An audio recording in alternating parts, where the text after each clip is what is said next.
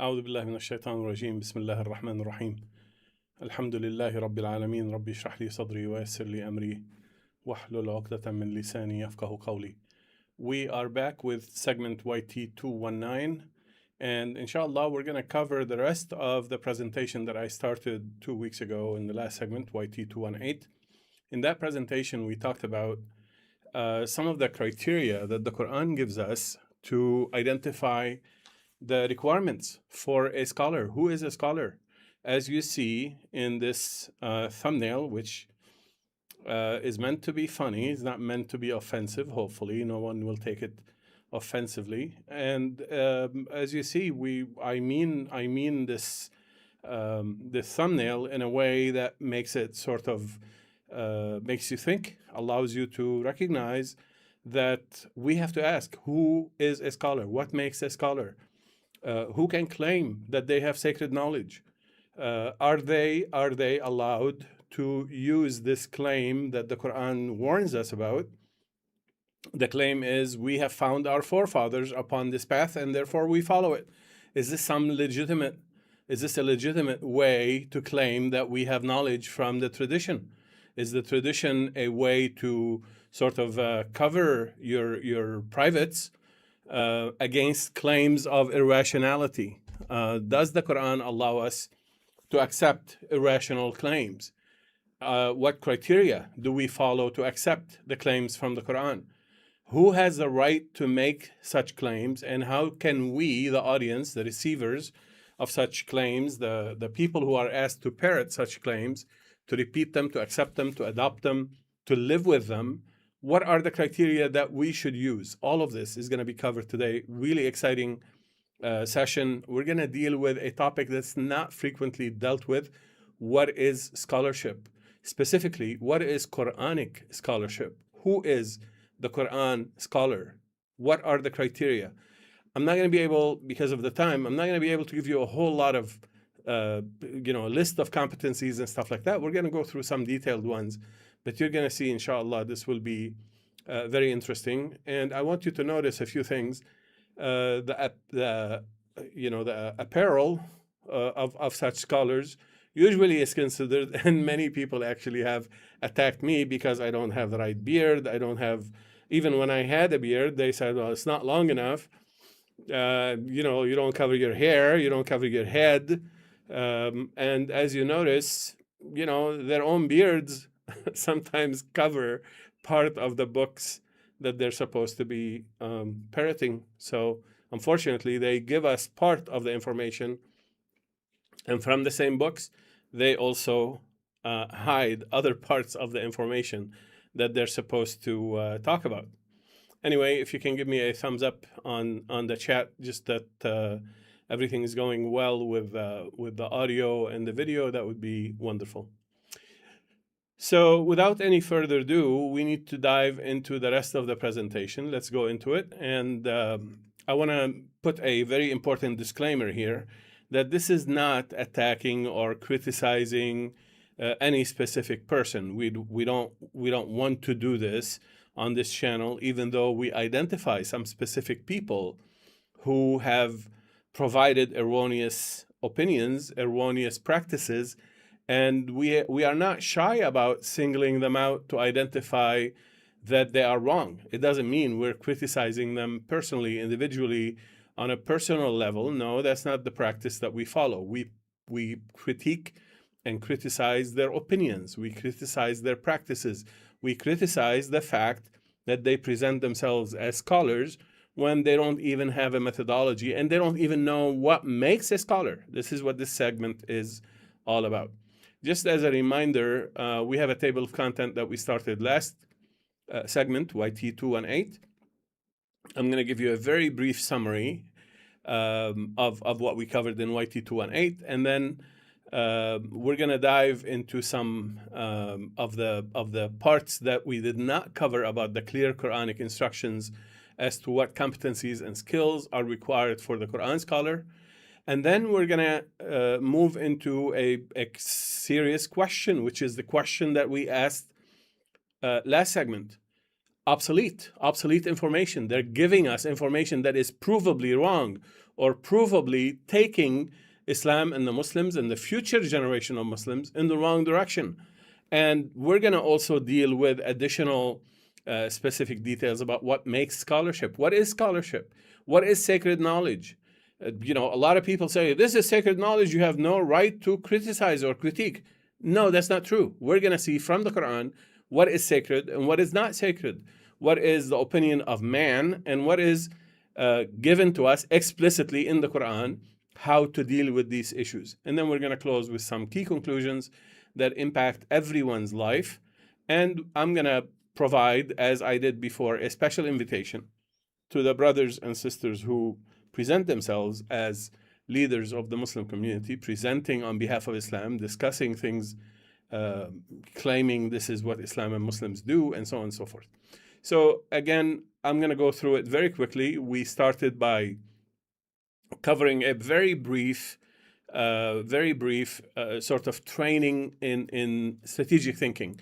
We talked about the case of Kodak, we talked about the case of Xerox, and we talked about the case of Nokia. And yes, I know these are businesses. Some people criticized in the comments that business is not like a religion. I know that. I've been doing this for 50 years.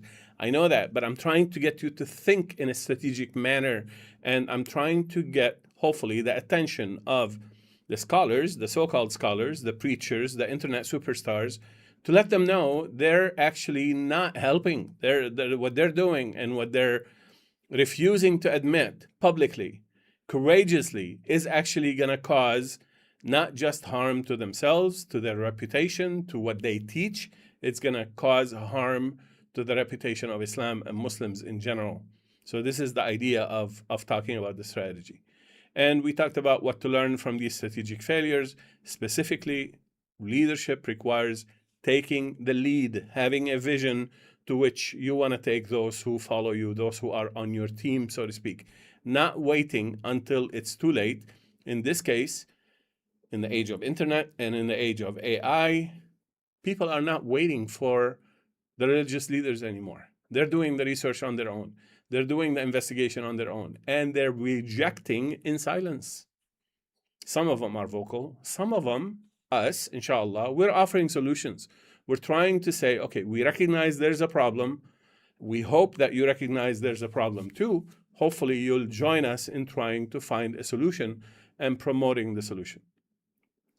Then we moved to talk about specific qualifications of the Qur'an interpreter, Mufassiroon, the exegete.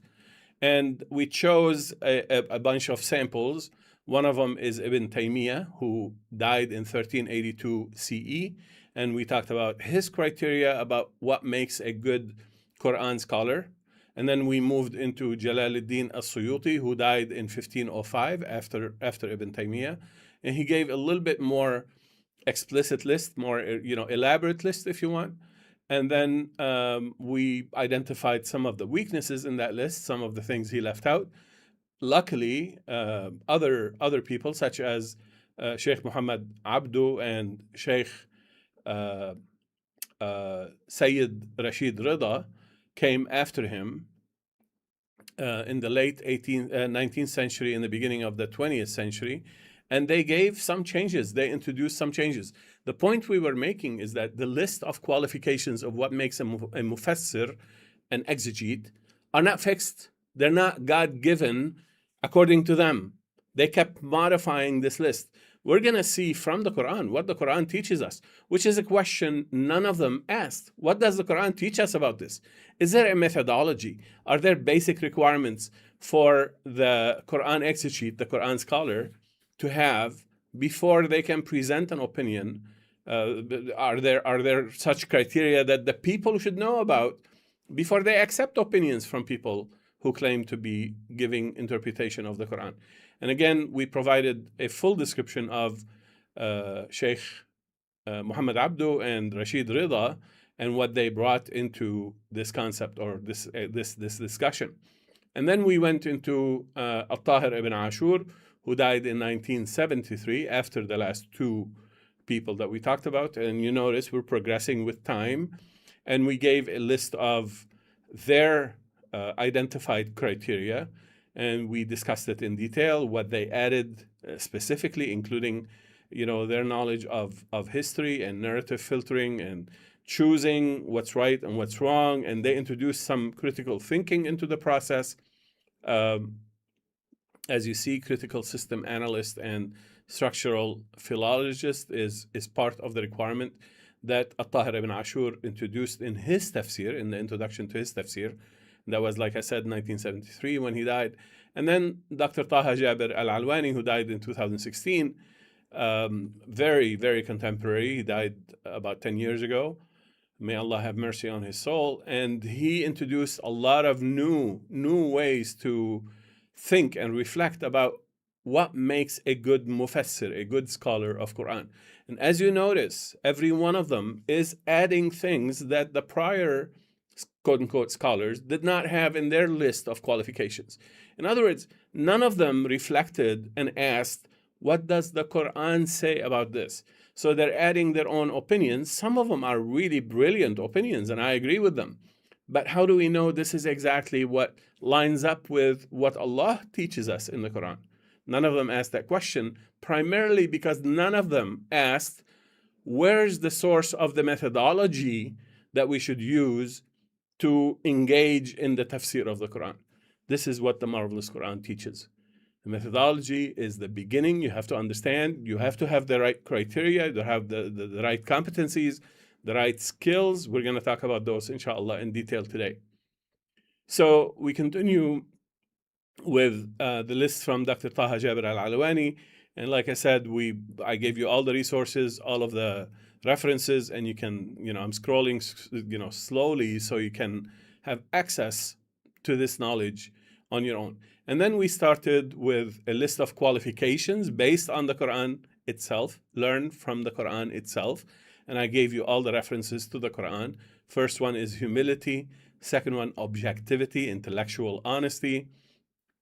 The third one, moral courage. You have to have the courage to speak up, not be afraid of your followers, not be afraid of losing those who may disagree with you. In this day and age, as you know, people are recognized, importance-wise. Are they important? Whether or not they have a large number of followership or followers. So obviously, this is a big issue today in the modern day. But you have to have courage to say the truth, regardless of what people label you or call you names or disagree with you, and so on and so forth. You also have to have confidence in Allah and His promises, to trust that He gave us the promises, and therefore rely on those promises that are given to us in the Quran. You have to have that sort of built-in characteristic. You don't care if people think you are crazy. You don't care if people think you are stretching the truth, or that's irrelevant what they think. What matters is, did Allah promise us to guide us directly in the Quran? And the answer is yes. And you have to live by that trust. You have to have that faith that what the Quran promised us will come true if you uphold your side of the bargain, your side of the oath, so to speak. And then we said you have to have justified self-confidence in the right knowledge, not self-confidence in what you think you know. So you have to question your epistemology, your sources of knowledge, what you consider authoritative, what you consider reliable information. We're going to dive into more of that today, inshallah. You have to have self-discipline, taqwa. We're going to talk more about taqwa today. You have to have immunity to immediate gratification.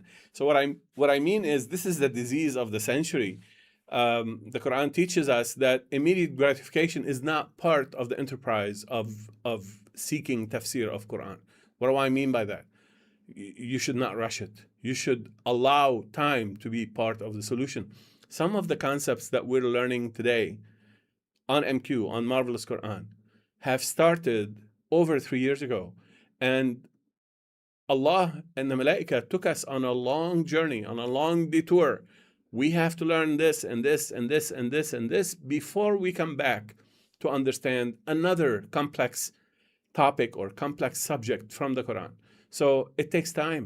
This is not a short sprint. This is a marathon. This is a lifelong engagement. So immediate gratification or understanding by the simple type of thinkers is not part of what makes a good Mufassiroon, a good exegete, a good scholar of the Quran. Perseverance, you have to keep doing it on a regular basis and practice and admit when you make mistakes. You have to understand the concept of epistemic shirk. Epistemic shirk, we talked about it. Again, refer to YT219. We explained it. We explained it in many segments before on this channel. I hope you made good use of this. This is part of the essential knowledge and awareness. Sorry, this is a new list. So the first one is what makes a epistemic shirk. The second one is how to craft supplications using Quranic vocabulary, using the vocabulary of the Quran. You make the dua using the terminology, the names, the nouns, the labels, the way the Quran taught us to structure the sentences in our supplication. Don't accept a supplication that this person claims is good, or that person heard it from that person. Don't accept that. The Quran taught us how to make supplications. Supplications that are not made in accordance with the criteria of the Quran are not dignified. And I've proven this again and again on so many different segments on this channel, and we talked about it a little bit last week. Number 3, knowledge that you have to have is the ability to detach yourself from forefather worship, worshiping the forefathers. As you saw in the thumbnail, there's a painting or calligraphy behind the so-called scholar that says "Inna wajadna aba'ana." Inna wajadna aba'ana is part of a famous ayah that says this is how the rejectors think. We found our forefathers following this way, and therefore it must be right. Hey, Dr. Hany, 1400 years of people following this path, and you're saying they're wrong. Yeah, the Quran teaches us. Don't take what you learned through the forefathers as sacred. That's not sacred knowledge. The Quran teaches us that's not sacred knowledge. So finding your forefathers or your parents or your community or your leaders upon a certain path, way of practicing, way of thinking, convictions, aqidah, and claiming that's the right one is not enough. That's not acceptable in the sight of Allah. So you have to learn to accept, to be flexible, to be nimble, to detach yourself from things that you consider essential if you don't find the correct evidence in the Quran. We talked about this last week. I'm just reminding you in here. Complete detachment from asbabun nuzul. That has nothing to do with the exegesis of the Quran, the interpretation of the Quran, or the tafsir of the Quran. What's the proof? Imagine that some of these books about asbabun nuzul were destroyed. Does that mean we can no longer understand the Quran? That's bogus. There's no way. Allah preserved the Quran, did not promise to preserve any other book, any other source of knowledge. So asbabun nuzul cannot possibly be a reliable knowledge that you build upon it to understand the Quran. It may be supportive, corroborative. It may help you understand certain linguistic terminology. Yeah, possibly. But you have to be really careful not to lock the Quran, as we showed in the thumbnail. The Quran is locked, according to them. That's it. The first 3 generations understood it, and that's the best we can do. No, that's not true. Don't lock up the Quran. The Quran is still a living document through which Allah can communicate with us, through which Allah can provide guidance to us. So you have to detach yourself from historical reference points. You may not, I don't want you to throw them away. You may use them as corroboration, but don't you dare say, this is the ceiling. This is why this ayah was provided. That's so limiting and disrespectful to the guidance that Allah provided to us in the Quran. You have to also completely detach yourself from Isra'iliyat, the knowledge that comes from biblical sources, from Hebrew sources, Christian sources. Anything related to the Bible has to be dismissed. It's not the basis. It's not a starting point. You cannot assume the Quran is talking about the same thing. And again, we've talked about all of these things in so many different occasions on this channel. This is just a quick review. Next, we talked about complete detachment from the biblical afterlife model, how they thought, especially the Christians, and the Christians inherited their afterlife thinking from the Greeks. Unfortunately, the Muslims took that way of thinking from the Christians, not from Muhammad sallallahu alaihi wasallam, not from the companions, definitely not from the Quran. The Quran does not teach the exact same afterlife model as what we inherited through the tradition. Again, if you want to learn more, review the more than 218 segments we already have on the channel. We've talked about this in so many different segments. Hopefully you take advantage of this and make use of this knowledge. The other knowledge you have to have is how the Quran talks about its own concealment, the concealment instruments, az-zubur that are used in the Quran, and the concept of zina. We've talked about this in so many other segments. Refer, especially if you want, to the segment that talks about Ashab al-Kahf, companions of the cave, and so on. Number 8, the type of knowledge you have to have is how the Quran talks about its own origin. Who composed the Quran? Again, refer back to segment YT219 and other segments that we've had on this channel where we've talked about who composed the Quran. And surprise, surprise, the Quran never, ever claimed that it's 100% composed by Allah directly. Allah approved it, Allah allowed it, Allah permitted certain individuals, not human beings, afterlife anfus, such as malaika and others, to add their own stories in it. Yeah, there's nothing wrong with that. With the permission of Allah, with the approval of Allah, we proved it. Again, refer to YT217, who composed the Quran, and other segments on this channel. How the Quran talks about its own structure. It is a network. It's not a flat book. It's not a book you read like a story from beginning to end, the so-called linear book. It's not. It's not that type of book. It's a network of nodes of knowledge, nodes of information. So to put it on paper and consider it a flat type of book is really not doing yourself a favor to try to engage the Quran. It's not like reading the Bible or reading any other human product.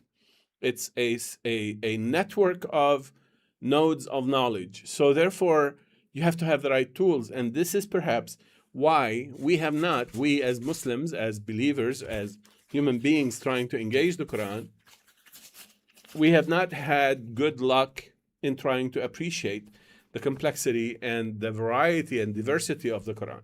Perhaps. Again, this is part of the nature of the Quran series in which we're in.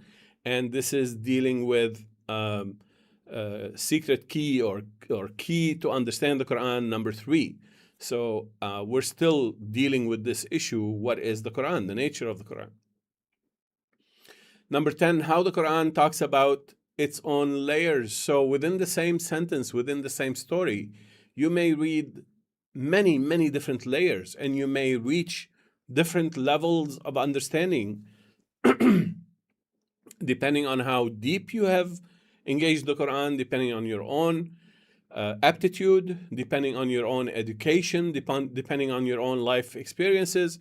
Every aspect of the pair between you and the Quran, every aspect of that relationship matters to what you get out of the Quran or what you receive through the Quran. I hope it's really clear. Next, you have to have judicious skepticism of Arabic dictionaries. And this is, to many people, this is very offensive. What do you mean judicious skepticism of Arabic dictionaries? Yes, we talked about this. Because the dictionaries were assembled, the dictionaries we have access to, such as Lisan al-Arab from Ibn Manzur or Al-Fayruz Abadi or Ibn Faris, or whatever, all of the big dictionaries that most people refer to. I apologize. I should silence my phone. Most of these dictionaries allowed us to have access to what they compiled. What they compiled, um, what they compiled did not. Sorry, I have to deal with some people who are creating problems on the chat. It's okay.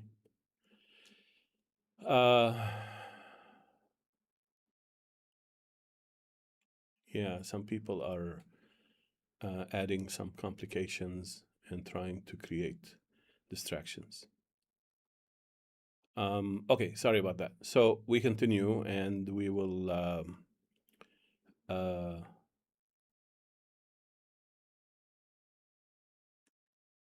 There are some people who are really rude and they don't deserve to be with us, to be honest with you. So it's okay. We'll be patient. So number 12. Let's finish talking about the dictionaries. So the Arabic dictionaries were compiled in the second, third, and fourth Hijri century, meaning 400 years after Muhammad sallallahu alaihi wasallam. Okay, they did a great effort. Some of them spent their whole life collecting these dictionaries and analyzing the philosophy of language, linguistics. Great philologists, and they did a tremendous effort in collecting as many different meanings of different words from various tribes and various dialects and so on and so forth. Wonderful. But you have to remember two things. Number one, they did not guarantee us, the authors of these dictionaries, did not guarantee us they had access to everything. So could they have missed some aspects that their sources did not provide to them? The answer is yes. Number two, they mostly relied on the books of tafsir and the Mufassiroon in appointing specific meanings to specific words. Let me repeat it. You have to understand this. They mostly relied on Mufassiroon, exegetes, to define certain terms because they did not want to contradict what they thought the Qur'an meant. Well, what they thought the Qur'an meant came to them through those who did tafsir. On this channel, we have proven again and again that those who did tafsir made many mistakes. So therefore, the sources that the collectors of the dictionaries relied on, the sources that they relied on, meaning the books of tafsir, were not perfect. They had a lot of mistakes. And therefore, the dictionaries themselves brought in some of this polluted understanding, and we have to be careful. So this is what we're saying. You have to have a judicious skepticism of Arabic dictionaries. I hope it makes sense. And by the way, this is not just my opinion. This is born by reality, by proofs. We have given many, many examples where there are some things that the dictionaries said that they were wrong, or they missed, totally missed. And by the way, a lot of the books of the dictionaries disagreed in some cases among each other. So this concept of, hey, it's there in the dictionary. Yeah, it's plausible. It's not necessarily proof in definitive. I hope you understand. Let's continue. Number 12, knowledge of Abrahamic locution. What is Abrahamic locution? We've talked about it plenty since segment YT219.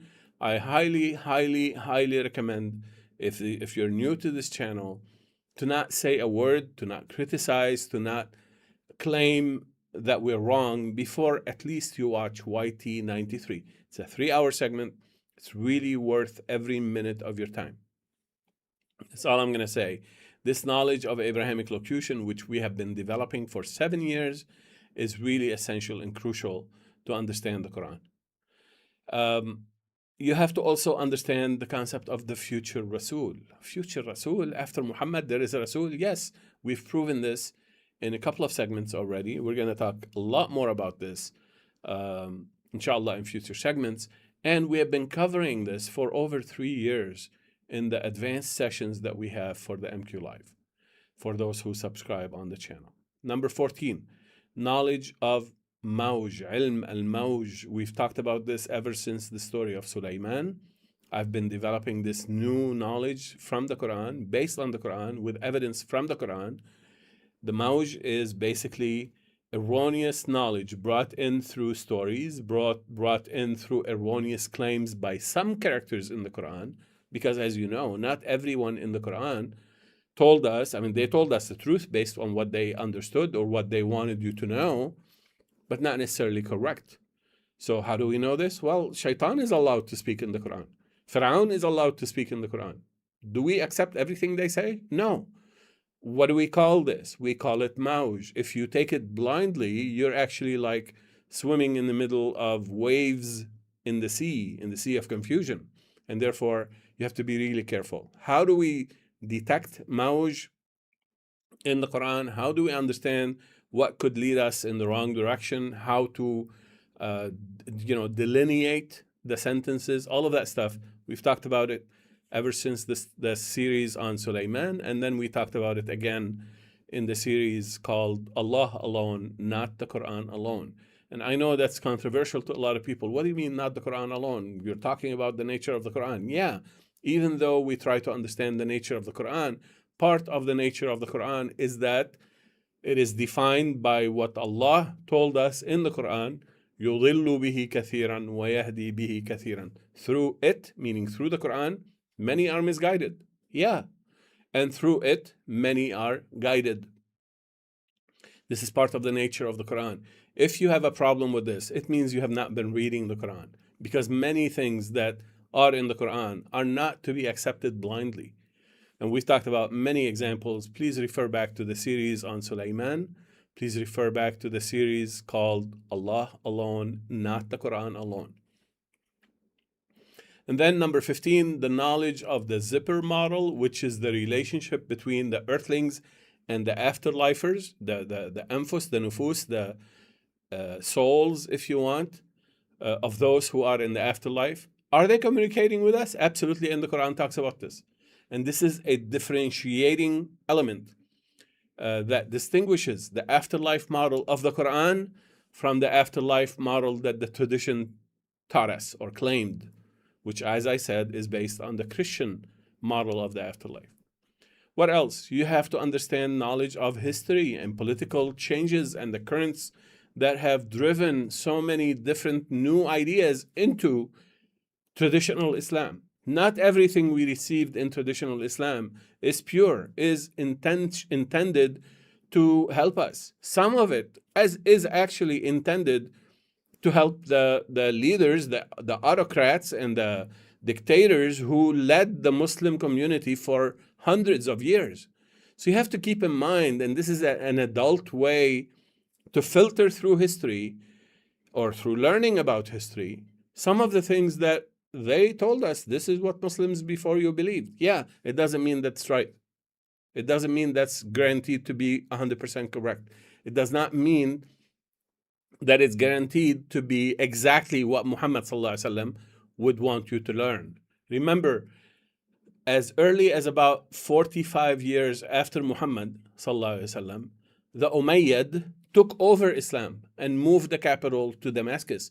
And the Umayyad were supported primarily by the Christians of the East, of the Middle East. So the Christians of the Middle East, even if they became Muslim, guess what? They brought with them a lot of the Christian baggage. Why? Because the Umayyad, who used to be Muhammad's enemies before Muhammad died, took over Islam and prevented the close companions of Muhammad ﷺ from teaching the pure, essential, basic knowledge about Islam. That's proven in history. This is not just my words, by the way. All scholars know this. All real scholars know this. If your, corner masjid imam is not telling you about this, it's because he's ashamed of it or he's ignorant of it. Again, I gave you the reference in here, a book by Abu al-A'la al-Mawdudi, a contemporary scholar, true scholar, who died in the 80s, if I remember, 1980s, about maybe 50 years ago, in Pakistan. And he wrote this book, Al-Khilafa wal-Mulk, and many hundreds of books were written about this. So this is nothing new. You need to know about this. You need to understand how history and politics changed what we have actually received. and polluted what we actually received. Number 17, knowledge of the history of tafsir. How did the books of tafsir that we have and we claim are quote unquote sacred knowledge get to us? You have to understand the history. Number 18, history of prior communities of faith. You have to understand what the Qur'an teaches us about Bani Israel, about the Christians, about various communities who lived before the revelation of the Qur'an, and why these stories and their destruction and their errors and mistakes are really relevant to us. Number 19, philosophy and history of science. You have to understand how to develop knowledge, how to look for truth. We're going to talk more about scholarship today, inshallah, before we close. And number 20, the science of social engineering and crowd control, or crowd engineering, manufacturing opinions, manufacturing consensus, manufacturing agreement among large groups of people. That's what the stories of Fir'aun in the Quran are all about. Are we suffering from Fir'aun today? Absolutely, you can bet your bottom dollar on this. Did we suffer from pharaonic style leadership throughout the last 1400 years in different parts of the Muslim world? 100%. So you have to understand how these dictators, how these Pharaoh-like characters operate, and how they try to manipulate what you accept and what you believe and what you are willing to, to swallow. All right.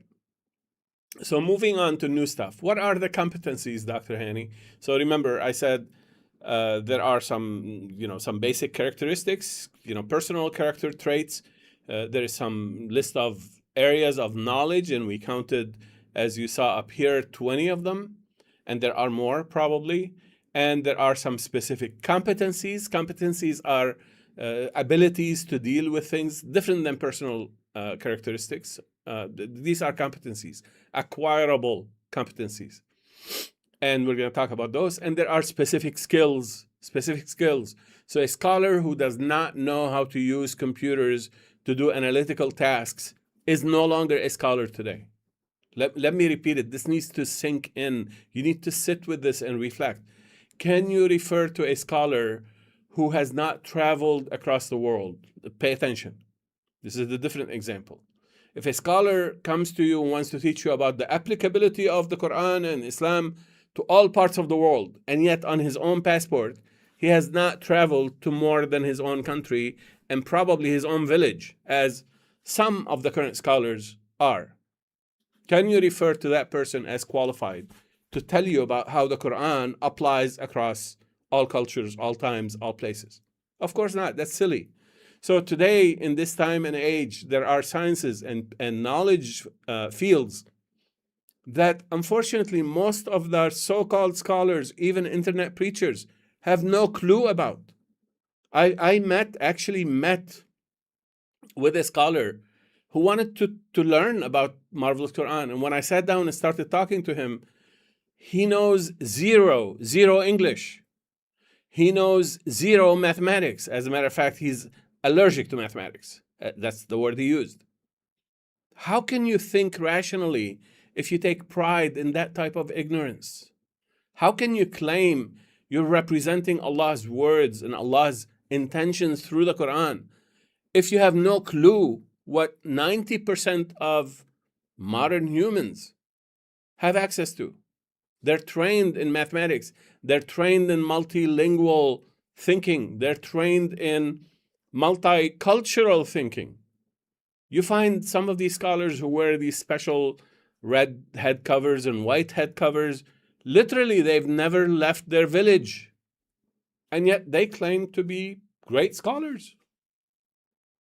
There's something wrong. There's something wrong with the community of Muslims, especially those who claim to be representatives of Islam today.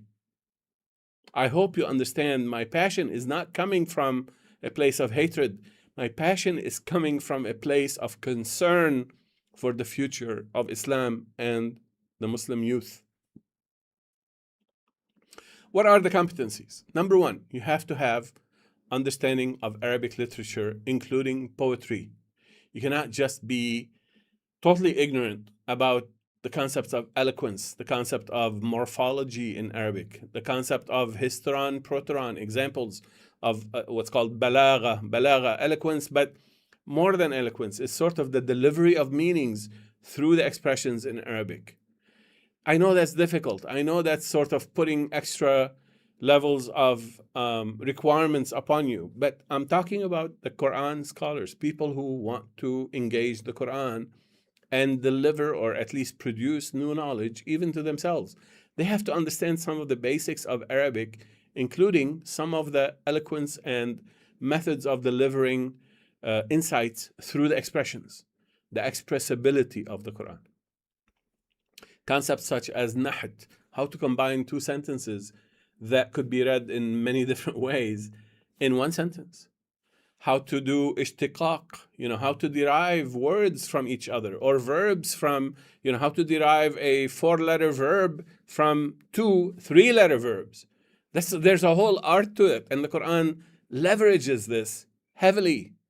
Again, I didn't find a lot of references to this, unfortunately. Some people talked about it, such as Ibn Jinni and others, but in most colleges today, they don't teach this stuff. It's considered too advanced for average, students. All right, so that's about Arabic. What other competencies? Fiction writing. Fiction writing, what does this have to do with the Quran? Well, surprise, over 60% of the Quran is fiction and stories and parables and examples. So you have to know how the psychology of fiction, of novels, of stories work on the human being. And there's a whole art to this. There's a whole science behind it. As a matter of fact, that's the difference between you're watching a movie, you enjoy one movie and you don't enjoy another movie. It's not just, how good the actors are or whatever. It's also the story, the plot, and how the plot was weaved, how it was presented. There's a whole art. One of the things that Allah has allowed me to spend time on is about 2 years learning fiction, writing novels, and I did write several novels. Never published any of them, unfortunately, or fortunately, whatever. But the point is, this is part of why? Because the Quran says, فَقْصُصِ الْقَصَصِ, learn how the stories work, learn how the stories impact the psychology of the recipients, of the audience. So I wrote here something I want to read verbatim because it's really critical. It gives you a good insight of how much the modern Muslim preachers and the so-called imams and muftis and Islamic quote-unquote scholars are missing, and they have no clue that 60% of the Quran is out of their reach because they have not learned about fiction writing. Let me give you some examples. So with every specific segment of discourse, meaning any part of a story in the Quran, with every seemingly extraneous detail, why in some cases Isa is referred as Isa, some cases Isa is referred as Isa ibn Maryam? Why? You have to ask this question. Why in some cases some people refer to him as Al-Masih, not Allah? Why in some cases Maryam is referred to as Maryam, in some other cases Maryam ibnata Imran? Why? There are good answers if you know the art of fiction writing, when you add additional details, when you don't add additional details. With every seemingly glib term or casual expression, some passing expression, like in this case of Surah Yusuf, أرسله معنا غدا يرتع ويلعب. Send him with us tomorrow. Why did they add tomorrow? أرسله معنا, in the future, anytime in the future. No, they said غدا. Why? What is the story adding by adding this term, غدا, etc.? I'm just giving you some quick, simple examples to make you think, to make you reflect. If you're going to engage in understanding the Quran, you have to be really adept at observation, at noticing things, and asking the right questions. And don't accept superficial explanations and be satisfied with them, because you're dealing with the words that Allah preserved for you. And therefore, it must be really important that the word ghadan in that sentence should be there. I hope you understand and appreciate the depth of analysis that goes into doing tafsir, doing exegesis. And I know this is not for everybody, but I'm giving you an example of one ilm, one knowledge area, field of knowledge. Consider it art if you want, fiction writing, that 99.99% of our scholars, quote unquote scholars, and internet preachers and presenters who think they know what they're saying, even translators of the Qur'an, have no clue about. They've never learned it. They've never paid attention to it. Here's another thing. With every pronoun, with every preposition, with every linguistic irregularity, with every figure of speech used in the story, the reader must repeatedly ask the following critical questions. Listen, critical questions. Who is saying it? Do you know for sure who is saying this sentence? Remember, we're talking in a part of a story. Again, I'm diving into the detail just to let you know that those who claim to be giving you the interpretations of stories really have no clue what they are doing. Why? Because they're missing some of these things. In some cases, I've heard them attribute a statement in the Qur'an. The Qur'an itself doesn't tell us who's speaking. And yet, they present it as if they're 100% sure with no evidence. What are they relying on? Opinions.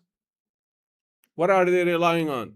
Matching it to the biblical version of the same story, etc. Who is saying this?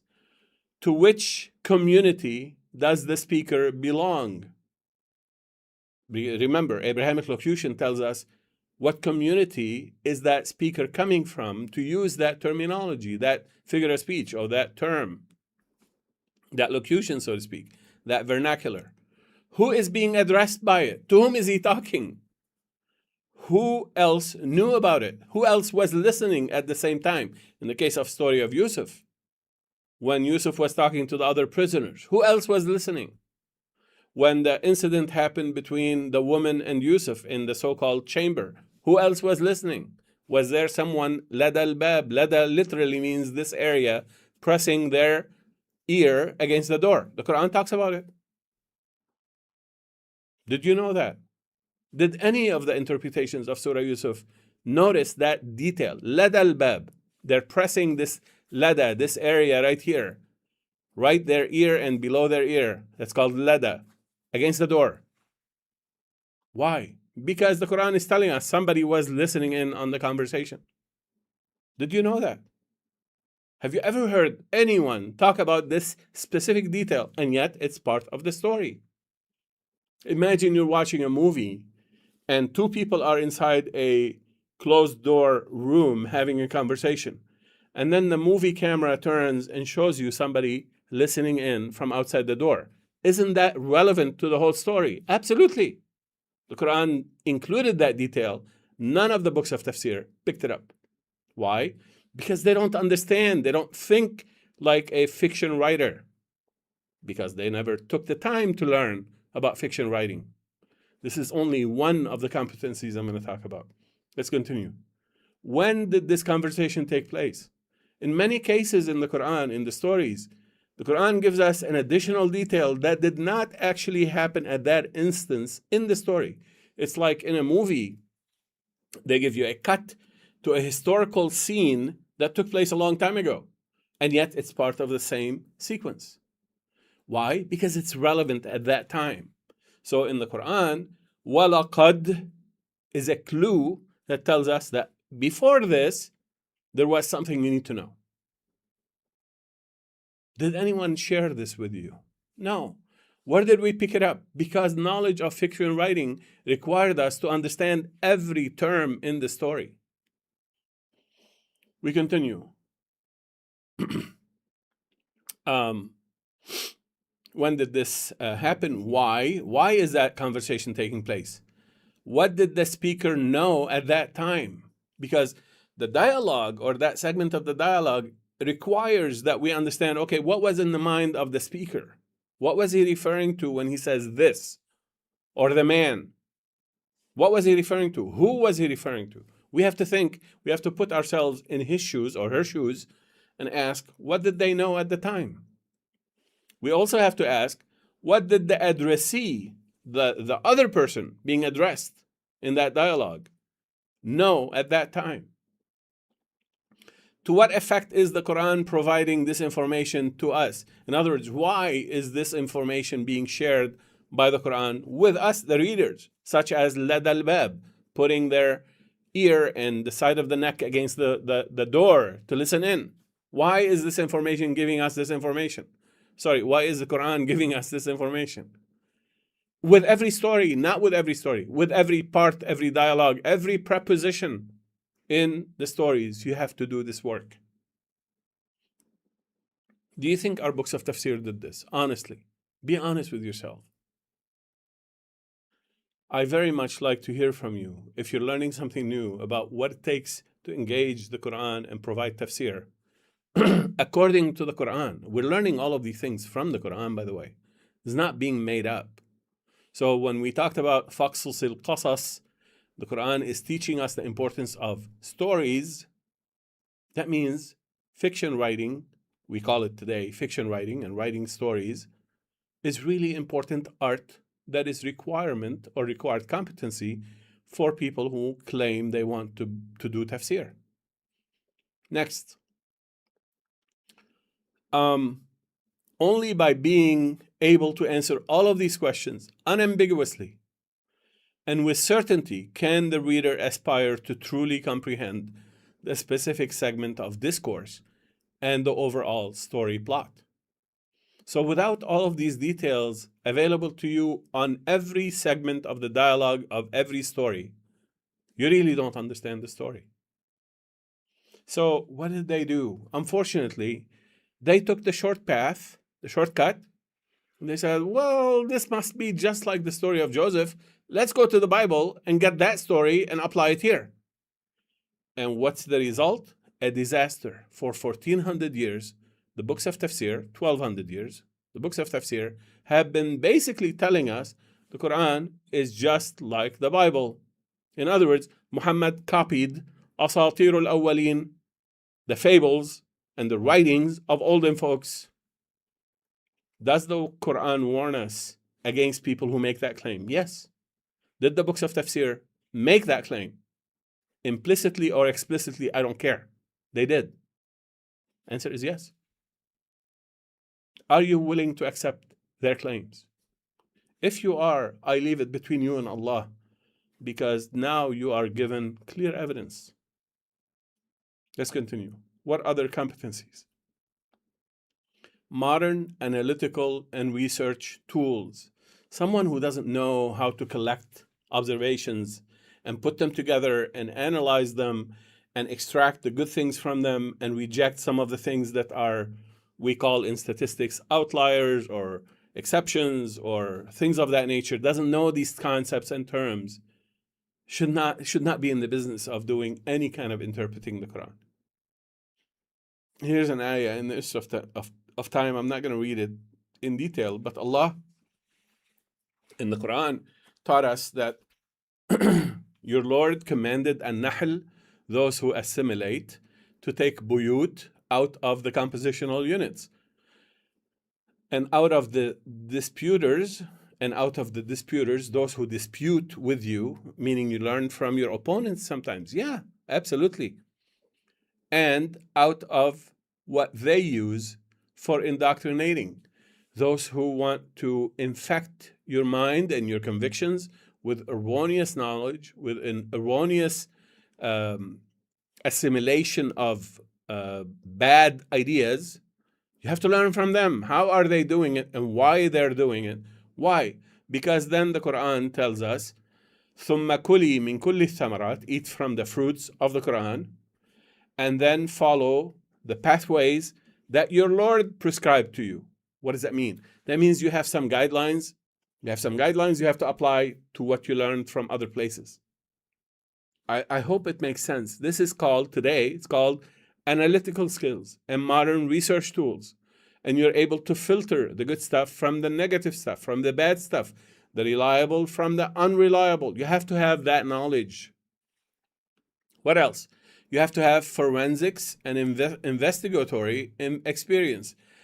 You want us, Dr. Hany, you want us to be investigators, crime investigators, forensic experts? Yeah, the Quran expects you to do this. You know why? Watch segment YT94 to segment YT123, the story of Yusuf, and you'll see, I know it's going to take 30 segments for you to get to that understanding, but you'll understand the difference. Once you go through that investigation with me over the course of 30 segments, you'll know the amount of details, the amount of hard work it takes to dissect every aspect of that story of Yusuf to understand the various implications and semantic implicature of such details. That's what the investigators do, especially forensic investigators. So I'm calling it forensics because that's a ilm, that's a beautiful knowledge. And if you have been watching crime investigation type of stories and shows and reading those stories, you appreciate the details of what I'm talking about. You have to bring that type of knowledge into understanding the Quran. If you don't do this, you have no business claiming you are representing what the Quran says. Next, computational algorithmic thinking. What am I talking about? Algorithms and computational thinking, programming. Watch this ayah and you tell me what this is saying. Because we interpreted this in full detail back in the segment or the series about Isa ibn Maryam. And it's teaching Ibrahim how to craft dua, how to craft supplications. It's a full algorithm. It's detailed. It tells you, you take 4 aspects of what the Malaika delivered to us, meaning in the Quran, and you dissect them, you cut up some pieces, and you bring them together in a certain way. This is what the ayah is saying. The translation is in front of you. You bring them together in a certain way, and you apply them to yourself, and then you use that dua. Only then that supplication will be acceptable. There's a whole art to creating and crafting supplications based on the Quran. I'm sorry if you're not aware of it. You think I'm exaggerating, but I promise you, this is what this ayah is talking about. There are other ayahs that confirm this, using the vocabulary and the terms of the Quran, plus a whole algorithm on how to craft the supplication that you want to use. Then the Malaika listen to you. It's like if you submit a computer program, but the computer program has some errors, the computer will not execute that program. It'll give you what's called a compile error. Even if the computer accepts your program, meaning being compile error free, but you're applying the wrong logic and the logic overwrites certain variables, you're going to end up with the wrong errors and you have a bug. So even with computers, there are certain things you have to follow, a protocol, algorithm, and specific error checking type of protocols. Don't you expect the Quran and the Malaika to also deal with us at that level of precision? Of course. To say that this is above what the Quran is talking about is absolutely saying humans' sophistication and the complexity of human thinking is more advanced than the thinking and the complexity of those who brought us the Quran. And if you say the Quran is from Allah, be careful what you're saying. I hope you understand and appreciate the severity of what I'm talking about. Does this apply to all the modern day internet superstars and the preachers that we have? I guarantee you not. Some of them have never passed a math course in their life, let alone a computer programming course. Why am I focused on the computer programming? Because it's an example of a skill, competency you develop, and you start learning to think differently based on your ability to interact with the computer, to get the computer to do what you want. Isn't the dua asking the Malaika and Allah to do what we want? It's the same thinking. There is a program, there's a methodology, there's an algorithm to create and craft such supplications in a polite manner. Just like if you're writing a letter to a king, there's a protocol and there's an algorithm you have to follow to write the correct letter requesting whatever you're requesting. Do you expect Allah to be less than that? You shouldn't. Because the Quran expects you to be precise and detailed and diligent and respectful toward the words of the Quran. Social skills, dealing with people. Here's this ayah 49:13. لِتَعَارَفُوا, so you get to recognize each other. You get to know each other. So in other words, you have to have the ability to interact with many cultures, diverse backgrounds, diverse societies, multi-cultural events have to have been part of your upbringing. Because if you're raised to think only like an Arab, or only like a Pakistani, or only like an Indonesian, that means the Quran is speaking only to your type of people. Isn't that offensive to Allah? Of course it is. I hope you appreciate what I'm saying. Do we have evidence to this from the Quran? I'm showing you. Did any of the books of tafsir in their introductions or the scholars include all of these concepts in their list of competencies and criteria and requirements for the Mufassiroon, Qur'an scholars? The answer is no. Let's continue. You have to have psychological maturity. What does that mean? That means you have to be able to think in a psychological manner to understand yourself, to understand the impact on others, to understand how the Quran addresses all sorts of different situations, and apply this to every ayah you're working on. I know that seems overwhelming, but with time and maturity, you develop all of these skills and competencies, and they become part of who you are. So don't send me a 25-year-old or 30-year-old person to criticize what Dr. Hany is saying, because they don't have half of these skills and competencies. They haven't had a chance to even mature biologically, let alone mature from a knowledge point of view. I hope you appreciate what we're saying. So it takes time, yes. And maybe later in your life, you get to the point where you're able to start engaging the Quran. Yes, it doesn't prevent the younger people from engaging the Quran directly. Allah gives knowledge to whomever He chooses, correct. But with evidence, with maturity, with experience, you get to be able to articulate this interpretation or this tafsir to other people for other people to benefit from it. Next, cultural diversity appreciation. Appreciation, and I mean appreciation, not tolerance. Appreciation. So in other words, various peoples and tribes who bring different ways of thinking and different ways of behaving must be by necessity included in what the Quran is talking about. Rhetorical oratory skills. Yeah, you have to be able to express yourself. You have to be able to understand what the Quran is using to converse or to convince other people. So if you don't know these skills yourself, not necessarily a great practitioner of these skills, but at least you're aware of convincing methods, of the terminology, of the ways of addressing certain people, of using the logical twists and turns in your argument. If you're not aware of these things, you're not going to appreciate the depth and the complexity of the Quran. And finally, you have to have proven history of dealing with adversity. Let me repeat it. This is so important. You have to have a proven history of dealing with adversity, with fitna. Why? Because fitna is the washboard upon which your nafs is cleansed. And if you have not gone through challenges in your own life, there's no way you can provide the understanding of the Quran so that other people can appreciate how the Quran can help them during their challenges.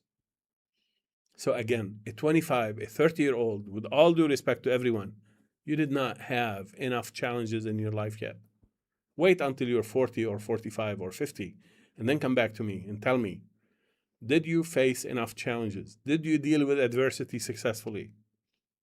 Only then you're ready to dive into the Qur'an and understand. I'm not providing a bias against the younger people. No, I'm saying there's room for time to shape your personality, to shape your readiness to absorb and understand, to shape your ability to diagnose the short term from the long term. Once you have reached that level of maturity, now you're able to dive into the Qur'an and say, this is talking about something that as a 25 or 40-year-old, I could not have understood. Yeah. The Qur'an also includes some really advanced topics that are acquired or that are experienced only with age and maturity. Again, I'm not excluding the young. I'm saying there are some concepts and topics and issues that become crystal clear when you're older, mature, and you have your own history dealing with adversity. I hope you appreciate all of these competencies. Again, this is not a comprehensive list. This is just a sort of a taste of some of the competencies that none of the other sources of competencies or lists that deal with the requirements of a scholar have dealt with. So was this all from the Quran? I showed you. All of the ayat come from the Quran. So I'm not making any of this up. The Quran taught us how to reflect of these issues. We have to refer back to the Quran and inquire from the Quran. Did the Quran give us guidance regarding these issues? The answer is yes, I'm showing them. Let's continue. How about the cognitive skills? Specifically, cognitive skills, ability to think and reflect and reason and deal with intellectual challenges. I hope you appreciate what I'm saying. I'm not talking about the skills to create, a wooden house, using hammer and nail or a saw. I'm not talking about those skills. I'm talking about intellectual cognitive skills, specifically. Let's go through them. Number one, attention to details. Attention to details. I don't know if you've ever seen these quizzes where they show you two pictures side by side and say, discover 15 differences between them. And they're really tough sometimes. The more you practice, the more you pick up these differences quickly. Why? Because in the Quran, it's full of such puzzles. Two ayat that look exactly alike except for 2 or 3 minor differences. The person who's rushing may not pick up these differences. Or as another example, in Surah Yusuf, وَكَأَيٍّ مِّنْ آيَةٍ فِي السَّمَاوَاتِ وَالْأَرْضِ يَمُرُّونَ عَلَيْهَا وَهُمْ عَنْهَا مُعْرِضُونَ. كأين is spelled wrong, is orthographically drawn wrong. And the ayah is talking about a sign that you omit, you don't notice, you don't observe because you're preoccupied. So the ayah itself is giving you an example of an observation you missed because you're not paying attention. What is the observation? Ayin is spelled in the wrong way, the very first word in the sentence. Did you pick it up? The Quran is challenging you. If you're able to pick it up, then you're good enough to notice these detailed level observations. Why is this relevant? Because in that Surah Yusuf, it's full of orthographical differences of different spellings of the same word in different places. And it's telling us the orthography of the Quran brings you semantics. Did you pay attention? Or did you do like 99% of the so-called scholars? I am not exaggerating. 99% of the so-called Muslim scholars, including all internet preachers, never brought forth evidence that the changes in the orthography, the way the word is drawn, do not mean new semantics. So they said they never brought any evidence that they give reverence to the way the Quran is spelled, drawn. The same word can be drawn in multiple ways in the Quran. Why? None of the modern scholars, none of the old scholars have given us clear theory and understanding of the differences. None of them.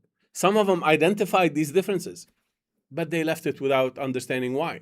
One example, Ibrahim. In Surah Al-Baqarah, it's spelled without a ya, Ibrahim.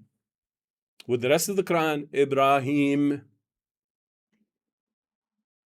Many, many examples. Ibad with a long alif versus a short alif. What's the difference? Imra'at with a long alif versus a round, Imra'at with a long ta versus a round ta. What's the difference? The Quran makes a difference. Did they teach us to pay attention to these things? The answer is no. I don't know of anyone other than the marvelous Quran who has been paying attention to these details and bringing clear evidence as to what the differences mean. Again, I refer you back to the series on Surah Yusuf because it's full of references to such orthographical differences. So you want to attack me, learn some of these cognitive skills, learn some of these competencies before you start talking. I hope you appreciate that we're here to provide a solution, not to offer empty criticism. We're bringing evidence. Perception. You have to have perception. You have to be able to observe. So, and the perception has to be fixed in a way that allows you to build on solid evidence. So this ayah, وَكُلًّا نَقُصُّ عَلَيْكَ مِنْ أَنْبَاءِ الرُّسُلِ مَا نُثَبِّتُ بِهِ فُؤَادَكَ. This is from ayah 11:120. So the stories about the messengers are meant for you to steady your perception. To steady your perception. What does that mean, steady your perception? That means you start understanding in a clear way, in a way that helps you think further and further and further. Again, is this a competence you can, a cognitive skill you can develop? Yeah. Study the stories. Don't do as the vast majority of scholars have done. They consider the stories entertainment or supportive evidence, supportive knowledge that sort of makes you feel better about the Quran, but not really the foundation. No. In the marvelous Quran, 60% of the Quran are stories and parables. 60% of the Quran are the repositories of the terminology. That's where you learn the language, the terminology, the vocabulary, the dictionary of the Quran is deposited in these stories. We've proven this again and again. Is this something that matters to the future scholars who claim to be Quran scholars? Yeah, absolutely. So where did we learn this? From the Quran. Here, it's telling us the news about ar-rusul is something that gives you steady perception. That means you start understanding better. Let's continue. Evidence discernment, to distinguish between good evidence and bad evidence. Here's one example. The ayah 638. It teaches us that every creature, dabbatun fil ard, every creature who is engaged in crawling over the scripture, meaning trying to understand it and decipher it and evaluate the knowledge that comes from the scripture. And every ta'ir, which is singular of ta'ir, flies with two wings. What does that mean, flies with two wings? That means you want to reach up toward Allah. Again, Allah is not upward, but this is a figure of speech. You want to climb up above the text to understand more and more and more. You have to have at least two wings. What does that mean? You have to have two pieces of evidence, because it talks about ما فرطنا في الكتاب من شيء. We did not leave any part of the scripture disconnected from the other parts. So if you cannot find a connected second piece of evidence to what you claim, you don't have a claim. You cannot create a claim from a single ayah. I know I'm showing you a single ayah, but there are dozens of other ayat that say the same thing. So here I'm giving you a sample of how we extracted this knowledge from the Quran. But with every piece of knowledge I'm giving you, there are other janah, wings, other pieces of evidence. Let's continue. Logical thinking and reasoning. Again, we're in the list of the cognitive skills you have to have in order to think and reflect and understand the Quran. So I hope you guys are enjoying this. I see in the chat there are lots of questions, and I hope you focus on what I'm saying. And if you have any questions, please put them between 4 question marks before and after. We continue, inshallah, and we're going to close this session before the top of the hour. I know that's long, but the material is really important and critical, and I want it all in one place.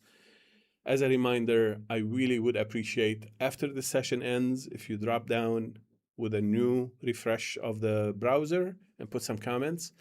Give me your feedback. Give me what you liked, what you didn't like, where you're calling, where you're watching us from. I would like to know where the audience is. And by the way, the vast majority of people, it turns out, are not subscribed. So I would really, really appreciate it if you are able to subscribe. If you'd like to receive more knowledge like this, subscribe to the channel and go inside the channel and click the red bell button, which puts you on the subscribe notice. So every time we release a new video, you get notified. And also, if you can share and like, that would be great. We also have a website, marvelousquran.org, www.marvelousquran.org. You can subscribe and join our group. We have regular sessions where we have advanced discussions and training that would be very valuable for you if you're interested in learning more. I really welcome you. We have a lot of publications available to you, including the notes, the note file here. If you're subscribed at level 2 or above, you get it for free. So this note file is 47 pages long, and you can appreciate the amount of work that went into it. You get it for free just by subscribing. Hopefully you'll benefit from this. You also get other note files from prior sessions, a certain limited number depending on your level of subscription. I hope we see you on the website. All right, we continue with this presentation. So logical thinking and reasoning, what is this? It's using reason and systematic steps to reach conclusions and solve problems. In other words, you have to have training that enables you to follow step by step until you complete the task. And believe it or not, the vast majority of human beings cannot do that. The vast majority of human beings cannot do that. Unfortunately, the vast majority of the so-called internet superstars and preachers of Islam cannot do that. Why is this relevant? Because it is really important to apply logical reasoning. I'll give you a quick example. You know, all of the scholars refer to the wives of Muhammad as Ummahat al-Mu'mineen, the mothers of the believers. And yet there is a clear ayah using clear logical thinking that teaches us they're not the mothers of the believers. Not even a figure of speech. You shouldn't use that term. And there's another ayah that says clearly their mothers are those who nurse them. The wives of Muhammad are not supposed to be called or referred to as the mothers of believers. And I've talked about it in a prior segment. And the other ayat are also in the Qur'an. Revisit, do the investigation yourself. This logical thinking was not used by almost all the scholars. So all the scholars, including the internet preachers, our mothers, Aisha and Khadija, and no, that's not true. The Quran is teaching you explicitly, don't use that term with them. And I've proved it. I've given you the evidence right there in the Quran. What's the problem? There's no logical thinking and reasoning. They're not trained in mathematical thinking. Don't blame me. I'm not criticizing them. I'm saying this is the problem. This is part of the problem. Let's continue. Abstract thinking and visualization. Is this an important cognitive skill? Absolutely. Most of our kids, especially those who are trained in Western schools, this is a significant elementary school level type of cognitive skill. They can think in an abstract manner. They're trained. This is considered an important skill for the future. The Quran talks about it. لَقَدْ كَانَ فِي قَصَصِهِمْ عِبْرَةٌ. عِبْرَةٌ, a crossover. Crossover what? From the physical text, the physical imagery, to the abstract way of thinking about these concepts. So yeah, the Quran talks about it. Yeah, the Quran also told us, include it in your repertoire of cognitive skills that you need to engage the Quran. Let's continue. Number 6, critical thinking. We're going to talk a lot more about critical thinking and how to engage in critical thinking. But basically, it's analyzing, questioning, and evaluating claims and arguments in a coherent, holistic manner. So, one quick example, Ibrahim, we're told clearly, explicitly, Ibrahim, here Ibrahim with a ya, told his father, are you taking asnam, idols, statues if you want, as deities? I see you and your community in grave error, in grave misguidance. So what are we learning from this? Ibrahim, who is considered a great character in the Quran, is doing this with his own family, with his own father. So what do you think the Quran is teaching us? You have to do the same thing. Question.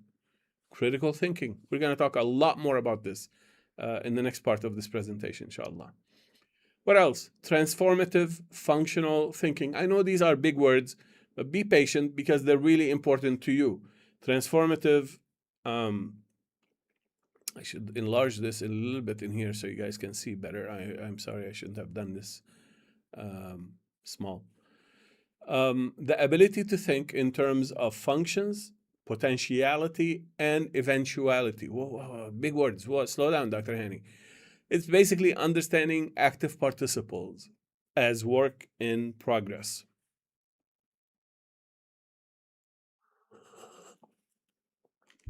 Dr. Hany, what do you mean? Active participles, okay, I understand active participles is like, to eat versus the eater. To run versus the runner. Runner is an active participle, okay. In Arabic, the active participle does not mean it already happened.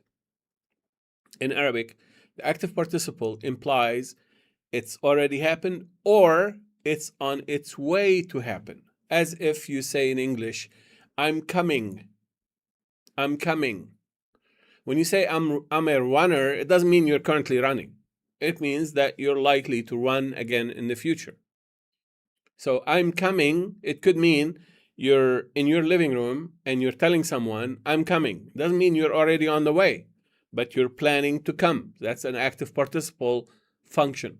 So that's the functionality, the potentiality, and the eventuality of the terminology. Do most of our scholars understand this? The answer is no. I'm saying most. I'm allowing for the possibility that a good chunk of them do. So when we say malaika, very important, malaika is an active participle. You know that. It's a plural of malikatun. If you have not done this research, I have. The plural of malikatun is malaikatun. Okay? Does that mean they're already malaika? The answer is no. The Quran is teaching us they're on their way to become malaika, or some of them are already malaika. I hope you understand and appreciate. You have to be able to hold these thoughts in your mind as you're reading the text.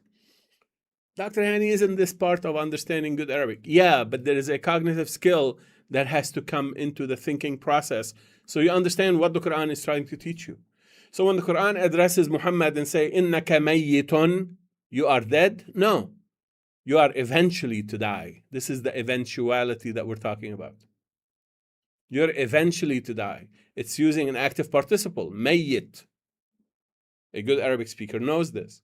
Doesn't mean you're already dead. I hope you appreciate what I'm saying. So, does this play a huge role into understanding some of the misunderstandings in the Quran? Yeah. Does this play a huge role in the concealment in the Quran? Yes. Does this play a huge role into the mauj in the Quran? Absolutely. All of these things are so relevant, Dr. Hany, to understand the Quran? Yeah, That's why you should not take the tafsir and interpretation of the Quran from people who don't know these things. Let's continue. Cognitive flexibility. What is that, Dr. Hany?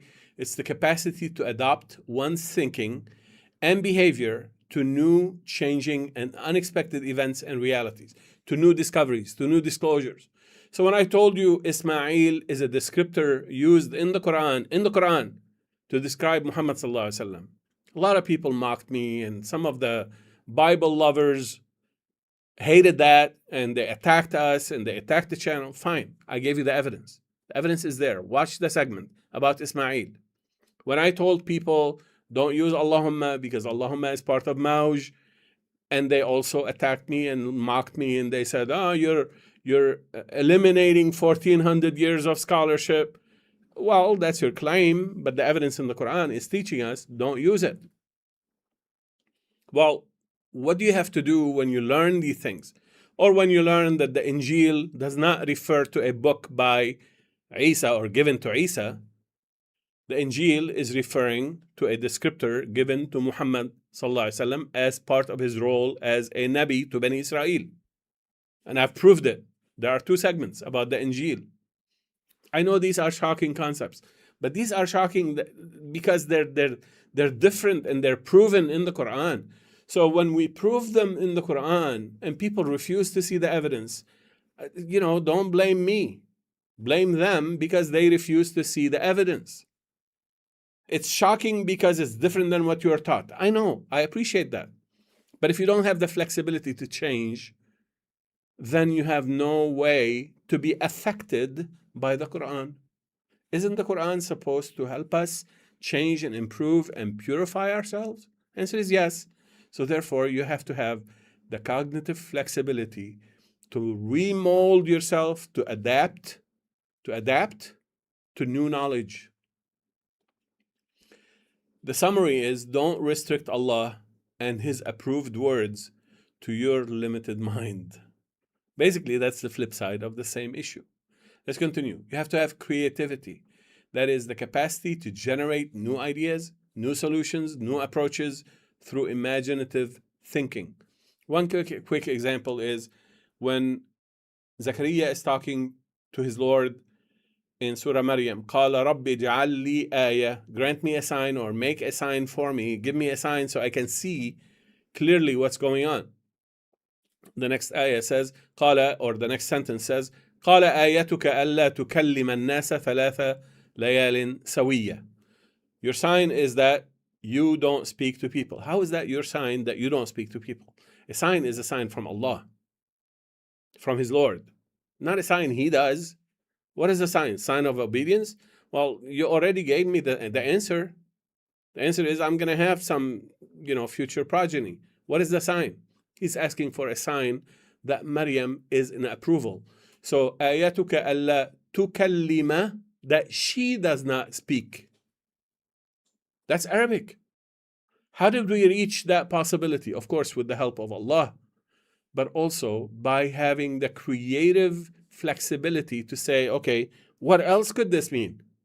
In Arabic, tukallima means you don't speak, and tukallima, she does not speak. Both are applicable. I challenge anyone to prove me wrong.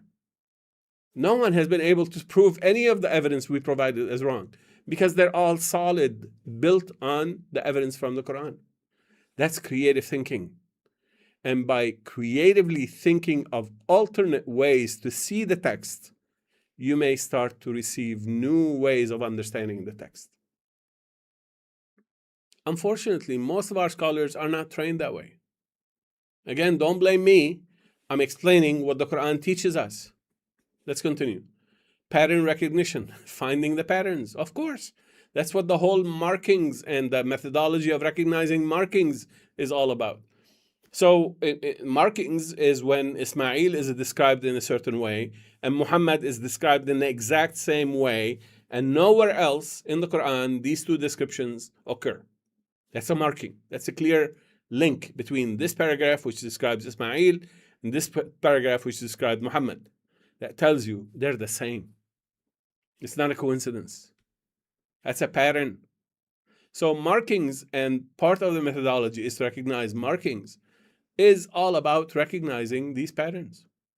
Let's continue in the interest of time, because we have maybe another 6 or 7 left. Number 11, concept formation. What does that mean? That's the skill of organizing information into meaningful concepts. So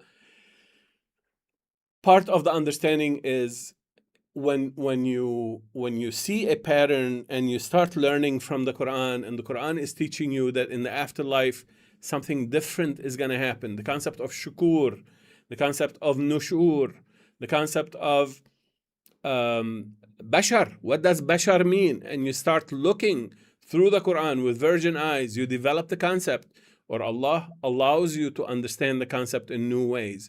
You've just formed a brand new concept that was not given to those before you. So you're able to absorb this new concept and apply it through the rest of the Qur'an and see if it fits. And after it fits, so you start seeing validation for it. That's the concept formation. Are our scholars really trained in this? The answer is no. Unfortunately, I've studied the curriculum of Islamic colleges in the US. I didn't go to these colleges, but I studied their curriculum. I studied the curriculum of some of the major universities around the world. And unfortunately, they're severely lacking in all of the preparation for these cognitive skills. Are these cognitive skills needed for you to understand the Quran? Absolutely. Sometimes you may understand them if somebody else explains them, but don't you dare dismiss the novel ways of understanding the Quran if you don't have these skills. So a Quran scholar needs to have these skills, yes. Are our Quran scholars, or scholars in general, Islamic scholars, Sheikh, Imam, Mufti, whatever you want to call them, trained in these methods? No, they're not, unfortunately. Spatial awareness, understanding the difference between different places, the capacity to understand geometric relations among objects and characters. Why is that relevant? Because in many of the stories point to ذَلِكَ, to هَذَا, أُولَئِكَ, هَؤُلَاء. What is the difference between these terms? Spatial awareness, awareness of where they are. Also, some of the terminology in the Quran refer to the afterlife. Some of the terminology in the Quran refer to this life. And you wouldn't know it unless you're sensitized to the correct understanding of the afterlife model. So spatial and temporal awareness are really critical to understand the Quran. Again, there's a lot more detail. I'm going through the list for the sake of completeness because I need to get into the next part, which is the definition of scholars and scholarship and so on and so forth. And the last two, planning and decision-making and execution. Have you ever participated in a team planning activity or a team decision-making activity? You know, you bring me a 21, 25, 24, even 30-year-old who's never been part of teamwork or, a collection of any kind of group work. They don't know how things work as a group, as a team. They're not part of any army in the past. They're not part of any corporation in the past. And yet, here they are, an imam speaking about Islam. I'm a scholar. What do you want me to do with that? So we have to spell out exactly this cognitive skill as part of the requirements before you present anything claiming this is in the Quran. In other words, before you represent yourself erroneously as a scholar of the Quran or scholar of Islam in general. And then finally, metacognition. What does that mean, metacognition? It's not just cognition of what things are. It's cognition about how you're thinking about how things are. Let me repeat. It's cognition of how you are thinking of other things. Why? Because you have to understand your psychological states. If you're angry, are you willing to make a decision? If you're angry, are you willing to make a determination regarding understanding this ayah or another ayah? Are you biased in some cases? Do you have predilections in some cases? Again, we're going to talk more about this. The Quran gives us the ayat. I show you in here the ayat, and unfortunately, because of the time, we can't go into all of the details. But I'm giving you examples where the Quran gives us the pointers to say, here's how you should have these cognitive skills.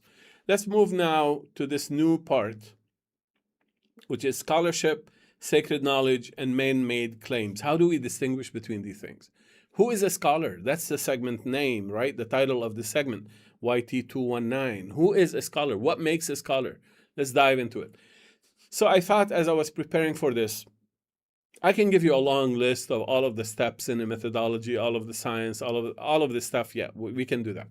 But I wanted to give you one thing that you can hold on to, that you can remember. I hope you stay with me.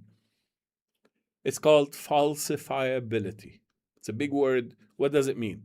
It means if someone presents a piece of, or a claim, or a declaration, claiming this is true, do you have a way to falsify that? Let me repeat. So falsifiability is having a way to falsify somebody's declaration or somebody's claim. So if someone comes to you and say, during the life of Muhammad, the moon physically split in two, can you falsify that claim? And look, the Quran says in Shaqq al-Qamar, can you falsify that claim? Do you have the ability to provide falsification? If the answer is no, you don't know how to think about falsifying that claim, meaning how to dissect it, analyze it, look for the evidence, determine the truthfulness from the falsehood of such a claim, you don't have falsifiability.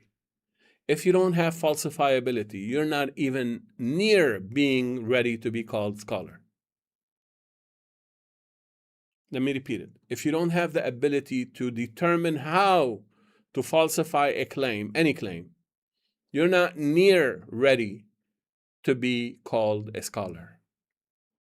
So if you want to talk about Islam, say, this is what I think, great.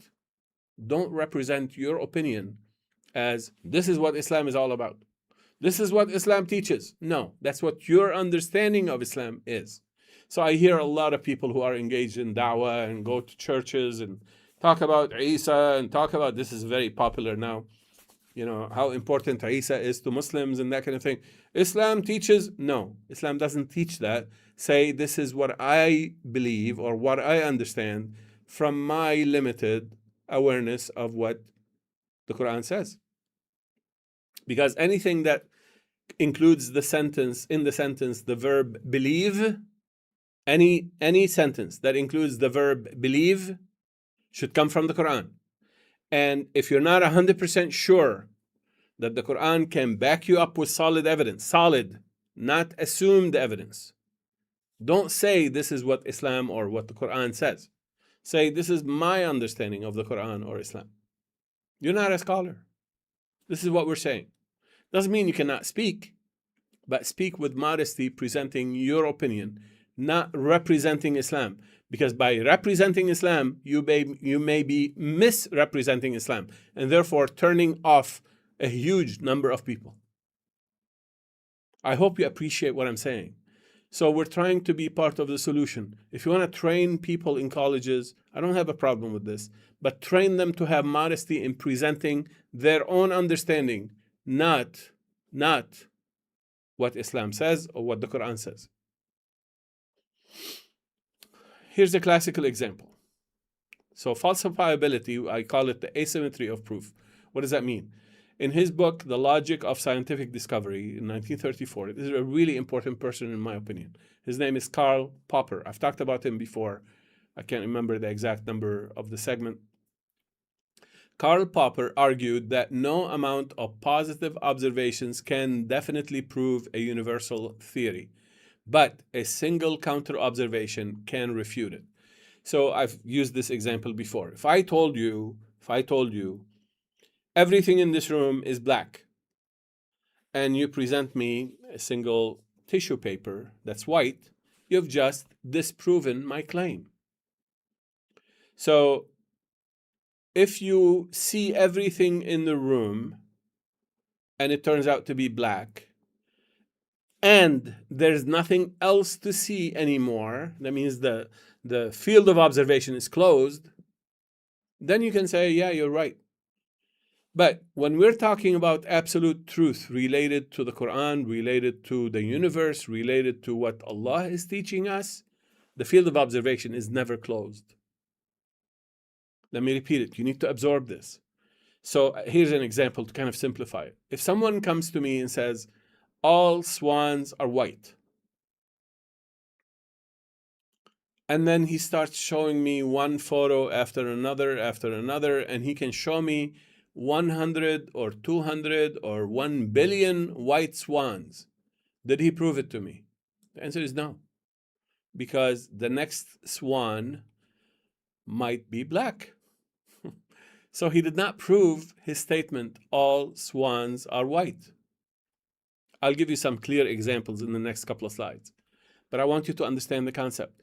So what Karl Popper says, in order to convince me that all swans are white, you have to tell me the following. To disprove this declaration, all you have to bring me is one black swan. So Karl Popper is telling you all swans are white, and the falsifiability criterion is bring me one black swan, and that means my declaration is wrong, erroneous. So if someone brings you a claim that you cannot verify by bringing its opposite, you cannot find a way to look for an opposite, he did not prove anything. He just presented a claim. And the example that Karl Popper uses is with Freud, the famous psychologist. He made a lot of predictions and declarations about human nature and the psychology and all of that stuff, and there's no way to disprove him. He doesn't have an argument he presented to teach you how to falsify his claims. So he claimed, one of the claims he made is, we're all driven by the, lust for mother. Lust for the mother. Yeah, and they call it Freudian, lust or whatever they call it. Well, that's a theory. And he gave all sorts of examples to try to prove his point. Even if he gives you 1,000,000 examples, it's not enough to prove it. As long as you don't show me how to disprove it. Can I get into somebody's mind, dissect that mind, and say, okay, here's the real intention behind why you did X, Y, Z? Is there a way to disprove it? The answer is no. So therefore, Freud's claim remains not a proof, not a truth, but a claim. Are our scholars in Islam trained this way? The answer is no, unfortunately, they're not. I'm going to give you examples and big claims they make. And the simple way to disprove them is so simple. And the Qur'an teaches us this. This is the beauty. So I'm not talking about something in the abstract in some isolated fancy world that I'm talking about. No. Falsifiability, you're going to see. The Qur'an teaches us to look for it. As a matter of fact, in a future session, inshallah, I will talk about how Muhammad taught us about falsifiability using amazing examples. But we'll leave that till later. So I hope you appreciate the importance of falsifiability. Again, I'm only giving you one criterion to teach you how to recognize a scholar from a non-scholar, from a charlatan, from someone who's making some claims. The person who's making claims can say everything he wants. All you have to say is, how can I prove you wrong? I'm going to give you some examples. Let's dive into some examples. So here's how the Qur'an teach us about falsifiability. So the Qur'an gives us in this ayah 482, أَفَلَا يَتَدَبَّرُونَ الْقُرْآنَ وَلَوْ كَانَ مِنْ عِنْدِ غَيْرِ اللَّهِ لَوَجَدُوا فِيهِ اخْتِلَافًا كَثِيرًا. Would they not then engage the Qur'an? Go ahead and engage the Qur'an. And were it inspired by anyone else or provided by anyone else other than Allah, they would certainly find in it many disagreements about which to argue. Many disagreements about which to argue. Every translator and every book of tafsir said this ayah is about the Qur'an itself. And I'm here to tell you that's not true. That's not correct. Why? Because almost every ayah of the Qur'an, they found many ways to disagree about it. So according to the reality, this ayah tells us the Qur'an is not from Allah. Are you willing to live by that? Let me repeat it. Every ayah, I challenge you, go study every ayah, take any ayah. Study, the hundreds of books of tafsir, if you can do that. You're going to find disagreements about every single ayah. In other words, there is disagreement, ikhtilaf, much of it, regarding every part of the Quran. According to this ayah, according to their understanding, fihi, in here, in it, meaning the Quran, there is disagreement. That means it's not from Allah. Is the Quran teaching us how to detect that it is not from Allah? Of course not. So what is this ayah talking about? It's not talking about the Quran. It's talking about yatadabbarun, the tadabbur, the way of engaging the Quran. In other words, your methodology, your approach, your skills, your competencies, your abilities to understand. If the way of engaging and toiling on the Quran is given or inspired by anyone other than Allah, in other words, you're bringing foreign techniques, foreign approaches, foreign methods to engage the Quran, you would certainly find many disagreements. In what? In your understanding, not in the Quran itself. You want proof? Almost every scholar is taught and accepts the necessity of nasakh, abrogation in the Quran. Why? Because they find disagreements. So according to them, this ayah annihilates the validity of the Quran. Our scholars, go ask. Don't believe me. Ask the next scholar, you quote-unquote scholar, sheikh, imam, mufti. Is there abrogation in the Quran? I dare you to ask them. And if they say no, they're lying, because that's not what they're taught in their colleges. We say no, there's no abrogation. Why? It's their understanding that misled them from seeing the truth and the agreement in the Quran. So this ayah is saying it's your way of engaging the Quran that led you to think, to perceive disagreements. Don't blame the Quran for it. So this ayah is not talking about the Quran itself. It's talking about the way of doing tadabbur, the way of doing engaging and investigating the Quran. Your way of approaching the Quran is wrong. It's not from Allah. What does that say? That means you have to look for the way of engaging the Quran, the methodology, from Allah. Where? In the Quran. This is what we've been saying for 7 years. And we've proven it. The methodology from the Quran, organic Quranic methodology, leads you to eliminate all of these disagreements. And the Quran shines and illuminates and becomes absolutely coherent and beautiful and addictive in ways that you've never tasted anything like it in your life. What's the key? Look for guidance from Allah on how to engage the Quran, the methodology for engaging the Quran. Then after that, if you find disagreement, blame yourself. Don't blame Allah. Don't blame the Quran, because you probably missed one of the key aspects of the methodology.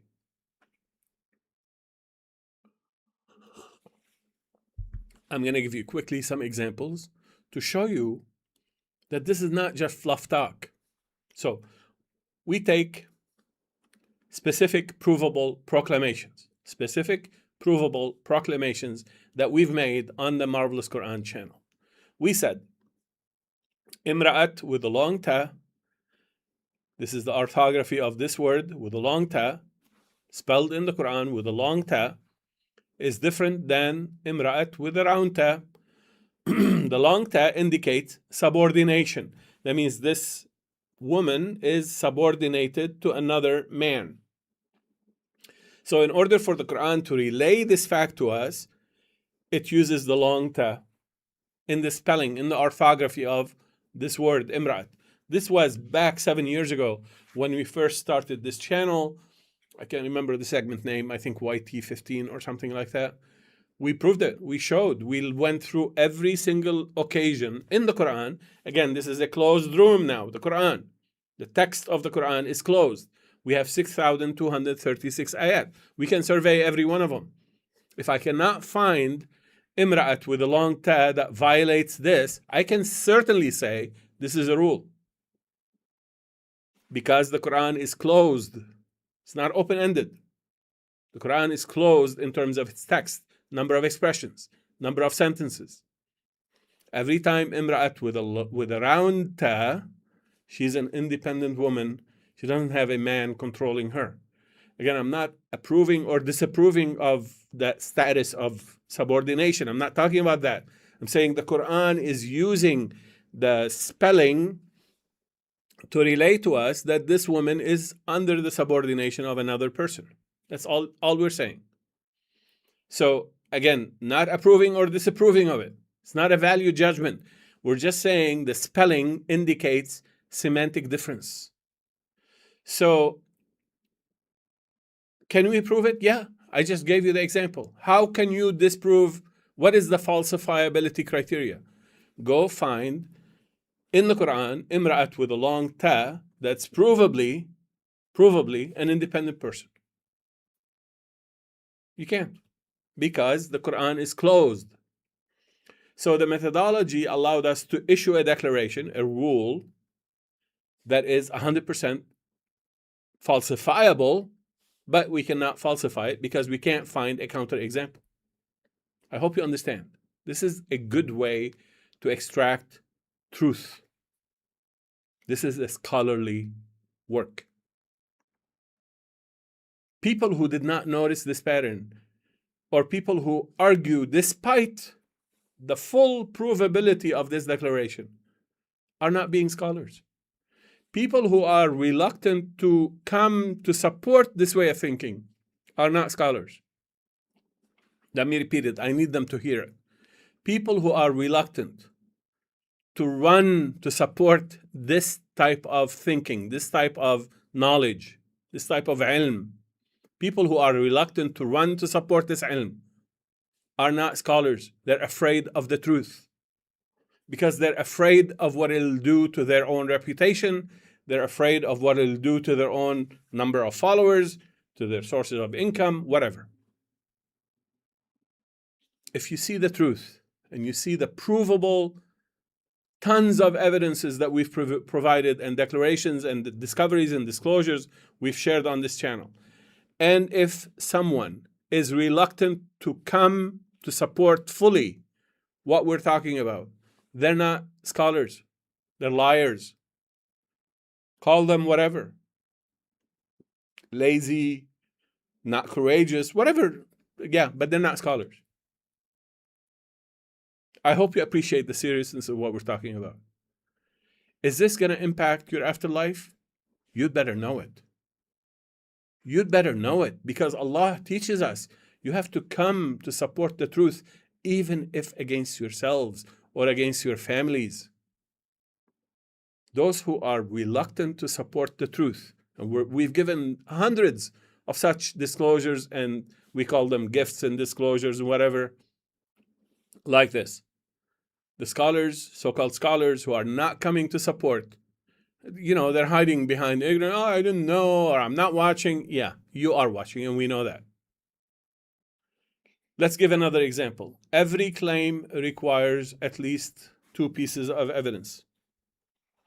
Every claim requires 2 pieces of evidence. I've given you the ayah. Here we have a first principle type of proof, meaning there's a clear ayah that talks about it. And this is not the only ayah I showed you. There are other ayat. Okay, so if you bring me a claim in the future, I can easily say, where's the other janah? Where's the other wing? Where's the other piece of evidence that prove what you're saying is right? If you cannot prove 2 different pieces of evidence for your claim, you have no leg to stand on from a Quranic methodology point of view. So if you come, for example, to tell me Jum'ah is mentioned in the Quran, yeah, it's mentioned in one ayah. Where's the second ayah? Where's the second proof Second piece of evidence, the second wing that causes you to have this confidence. This is what this ayah is talking about. The answer is not there. There is no other mention of Jumu'ah. So, is it a proof that Jumu'ah is required? If you say yes, that means Allah forgot the other janah, the other wing. Are you willing to make that claim? That's what all our scholars do. Every one of them. Here's another example of some of their unsubstantiated claim, and they forgot that there is something called falsifiability. We can easily have access to it. So they claimed Nabi is the same as a Rasul. Nabi is the same as a Rasul. So they say every Nabi is a Rasul, every Rasul is a Nabi, and they mix them all together, and they don't distinguish between these two terms, and they don't ascribe a precision to the terminology of the Qur'an. What can we do? What is the falsifiability? If I find a simple ayah, one ayah, that has the two terms at the same time used for the same person, that means they're two different attributes. So, Ismail, إنه كان صادق الوعد وكان رسولا نبيا. He was Rasul and Nabi. Two. Back to back. So you're saying Rasul is the same thing as Nabi. Oh, that means Ismail was Rasul, or Nabi. I mean, it's like my friends in Malaysia and Indonesia. If they're talking about something and they want to put it in plural, they say the same word twice. That means plural. Is that what you're intending to say in the Quran? No, that's not Arabic. So why is the Quran including two words that mean exactly the same thing, and the two adjectives are describing the exact same person, Ismail? Because these two words mean something different. That's the only logical conclusion. So I just disproved their major claim that Nabi is the same as Rasul. No, it's not. Let's continue. Al-Jannah is in the afterlife. That's what they claim. Jannah, paradise, is in the afterlife. And they say, this is proven all the way through. No, it's not. The proof, the Quran describes of bringing inheritance of Jannah to some people. وَتِلْكَ الْجَنَّةُ الَّتِي أُورِثْتُمُوهَا. This is the Jannah that you have been made to inherit. Well, the word inherit in Arabic means somebody else died and passed it on to you. Let me repeat it. The word inherit, all the way through the Quran and in Arabic, means somebody died and passed it on to you.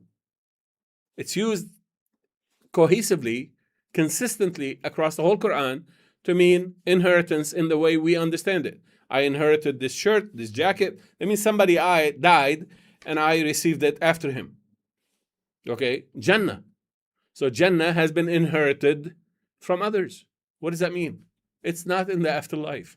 Because in the afterlife, people in Jannah don't leave and don't die and leave it. I hope you understand. So I can easily disprove their claim. From the Quran, I'm not using rational thinking. I'm using the Quran. The Quran gave us an ayah. What do I do with this ayah? We abrogate it. We abrogate it. Hey, that's a good use for abrogation, isn't it? You see the fakeness of their claims of reliable knowledge. Here's another one. Quranic orthography is a scribal artifact. That's what they said. 99.99% of Muslim scholars say this. And does not yield knowledge. I just proved it to you. Imra'at versus Imra'at. Here's another proof. Very simple. Al-Layl. Look up the word Al-Layl in the whole Quran. In the whole Quran. It's consistently spelled Alif, Lam, Ya, Lam. Single Lam, Ya, Lam. In regular Arabic, we spell it Alif, Lam, Lam. Two lams. Ya, Lam. Are you saying that every scribe who worked on the whole Quran colluded to misspell the word Al-Layl? Impossible. Because there were over 60 scribes during the life of Muhammad. That's what you guys told us. So what does that mean? That means this is how Allah wanted them to write it. This is how Muhammad taught them to write it. You understand? We just disproved the claim that Muhammad was illiterate. They don't think, they don't understand how simple it is to take apart their confidence. Are you wondering why they're not coming to respond and support to this channel? Because the evidence is so overwhelmingly powerful against them. So the simple way of presenting evidence makes it so powerful. So their claim that Quranic orthography is a scribal artifact is a lie, is accusation against Allah, that Allah let it up to the decision of human beings how to preserve His words. That's what their claim, His words. I hope you appreciate what I'm saying. So falsifiability is a very powerful concept that every scholar should learn, number one, before learning anything else. We call it critical thinking. We call it rational thinking, which Allah encouraged us to do. أَفَلَا تَعْقِلُونَ أَفَلَا يَعْقِلُونَ أَفَلَا تَعْقِلُونَ, and so on and so forth. Here's another one. There's no Rasul after Muhammad. There's no Rasul after Muhammad. Ayah 381 clearly says, after all the Nabiyyin, there shall come ثُمَّ جَاءَكُمْ رَسُولٌ. ثُمَّ, afterwards. ثُمَّ is لِلتَّرَاخِي, the delay with a delay in time. ثُمَّ جَاءَكُمْ رَسُولٌ. So later on, after what? After all the Nabiyyin. Well, Muhammad was a Rasul. Yeah, but he didn't come after all the Nabiyyin, because Muhammad was Nabi and a Rasul at the same time. So in other words, after all the Nabiyyin, including Muhammad, there shall come a future Rasul. That's what Ayah 381 says. Well, where's the other Janah? Dozens of other ayat talk about him. Dozens, maybe hundreds of ayat. We haven't talked about him in detail, but be patient, it's coming. Who is this future Rasul? Well, the Qur'an describes him. We'll see, inshallah. We'll understand more and more and more. But these are advanced topics. The point is, I'm just disproving a simple declaration they made with no basis. The Qur'an says Muhammad is Khatamun Nabiyyin, the seal of Nabiyyin. They said, well, Nabi and Rasul is the same, so he's the last of the Rasul. No, he's not. The Qur'an never says that. But you need basic cognitive skills to differentiate between evidence coming from the Qur'an. They bring down the level of cognitive skills of Allah to their level. And they say, we represent the Qur'an. You understand? So in summary, if there's no counter evidence possible, not foundable, possible, tell me how to look for the counter evidence. In the case of the Qur'an, which is a closed system, I can look for a counter evidence from the Qur'an. And if I cannot find a counter evidence, I stand on solid confidence, not necessarily 100%, but solid. There's no counter evidence. So this rule is correct. Because the Qur'an is closed system. It's like saying everything in this room is black. And if I look around and find nothing but black objects, then we're good. But if I find a single white in this room, then we're not good. That claim is wrong. But if you say everything in this city I'm in, everything is black, and I cannot find anything white, let's say, it does not mean everything is black, because there's possibility that there are some things I did not get to see. It's an open system. So in a closed system, such declarations are provable. Because I'm telling you, here's how you can find a counter evidence. But in an open system, you cannot make declarations. So when we MQ, Marvel's Qur'an, make declarations about the closed system of the Qur'an with a methodology that tells us how to extract the bayinat and the rules and the evidence, because it's a closed system, I'm showing you how to disprove me, how to find if I'm right or wrong. Check the evidence. I'm inviting my brothers and sisters who claim to represent Islam and the Qur'an to do the same. And the Qur'an is solid enough to stand up to this test. If they can disprove what I'm saying, then I'll accept I'm wrong. But until then, they owe us the support. and they owe their followers the truth. Let's continue and we'll close soon, inshallah. So here's a striking example about falsifiability. They told us Isa was born through a virgin birth. Isa ibn Maryam was born through a virgin birth. Well, did Muhammad make that claim? Absolutely not. Did the companions make that explicit claim? The answer is absolutely not. Did the Qur'an make explicit, not a derivative way of, well, that's what this means and this is what that means? No, explicitly. The answer is no. So if you tell me this is part of our aqidah, creed, bring me the evidence. قُلْ هَاتُوا بُرْهَانَكُمْ. Where's your proof? I have counter evidence. Okay, would you like to hear it? Yeah, here's one ayah, 75:37. It's talking about human beings.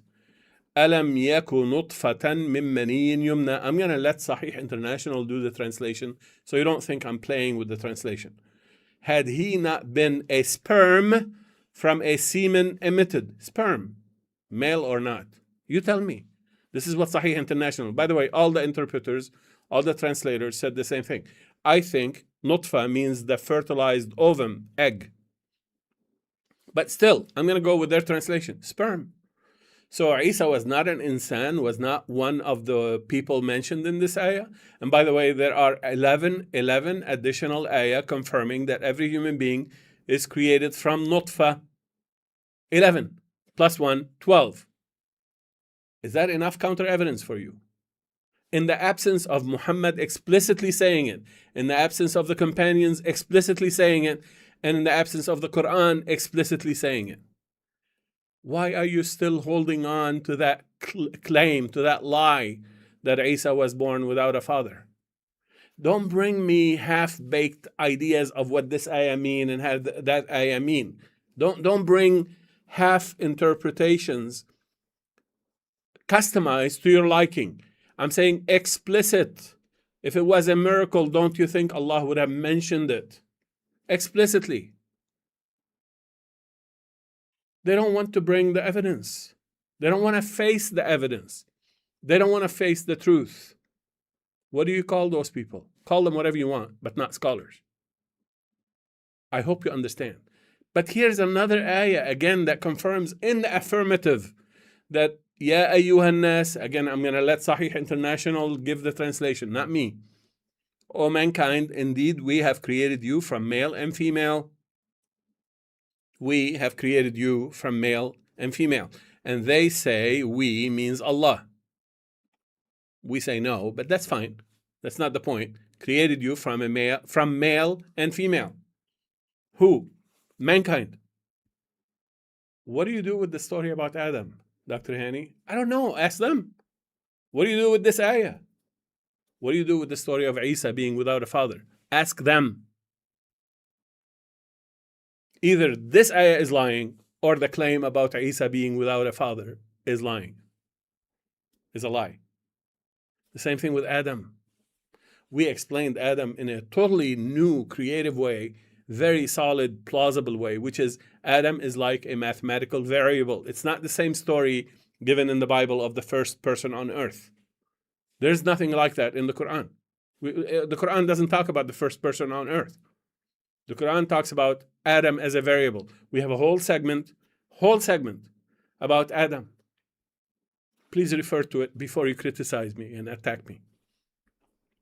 In the interest of time, again, I'm showing you the falsifiability concept because that's an easy way for you to sort of check if someone who claims to be a scholar is really a scholar. If they cannot give you a way to question their claim, to disprove their claim, then their claim is thrown out as a claim and they want you to believe it's the truth. Don't buy it. Don't rent your mind to people who have agendas or who have interests to get you to follow them. Here's a striking example against ijma'. Another one, again, falsifiability. Who is the scholar? The scholar is someone who knows how to falsify ideas. Here's a simple one. They told us ijma' is a good source of legislature and good source of credible truth. And they defined it as consensus of the scholars.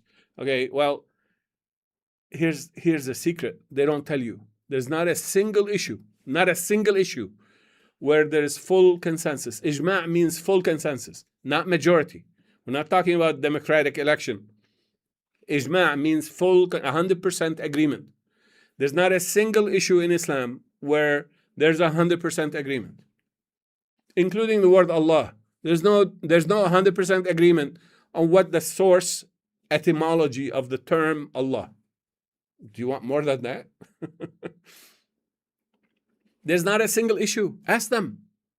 Has anybody dissented from this opinion you're giving me? And if they're truthful, they're not lying, they'll say yes. There has been dissent in every issue. So ijma' never, ever, ever occurred, ever, in the history, on anything, any concept. So it's not consensus. Okay, what does the Qur'an call it? This is the funny part. This is sort of sad but funny. The Qur'an refers to it as not consensus, but collusion. They colluded. So every time the verb ajma'u is used in the Qur'an, it refers to a bad group of people in collusion in a clearly negative sense. It's funny, but it's dramatically opposite to what they mean. Why did they use that word? I don't know. Ask them. Because they're that ignorant about the terminology of the Qur'an. They called it ijma', where the Qur'an itself says every single time, check it out. Again, the Qur'an is closed system. You can do full proof. Every time ajma'u is used, from where we get ijma', it's referring to a bad group of people doing some collusion to do something bad. They call themselves ijma'. It's not my fault. So they refer to it. Okay, but we easily disprove them. So here's another more amazing. قل هل عندكم من علم فتخرجوه لنا إن تتبعون إلا الظن وإن أنتم إلا تخرصون. Say, do you have any evidence-based knowledge that you can bring to us? Again, evidence-based knowledge, bring it. I want to hear it. I want to learn. I hope you can prove me wrong so I can fix what I'm saying, what I think, what I believe.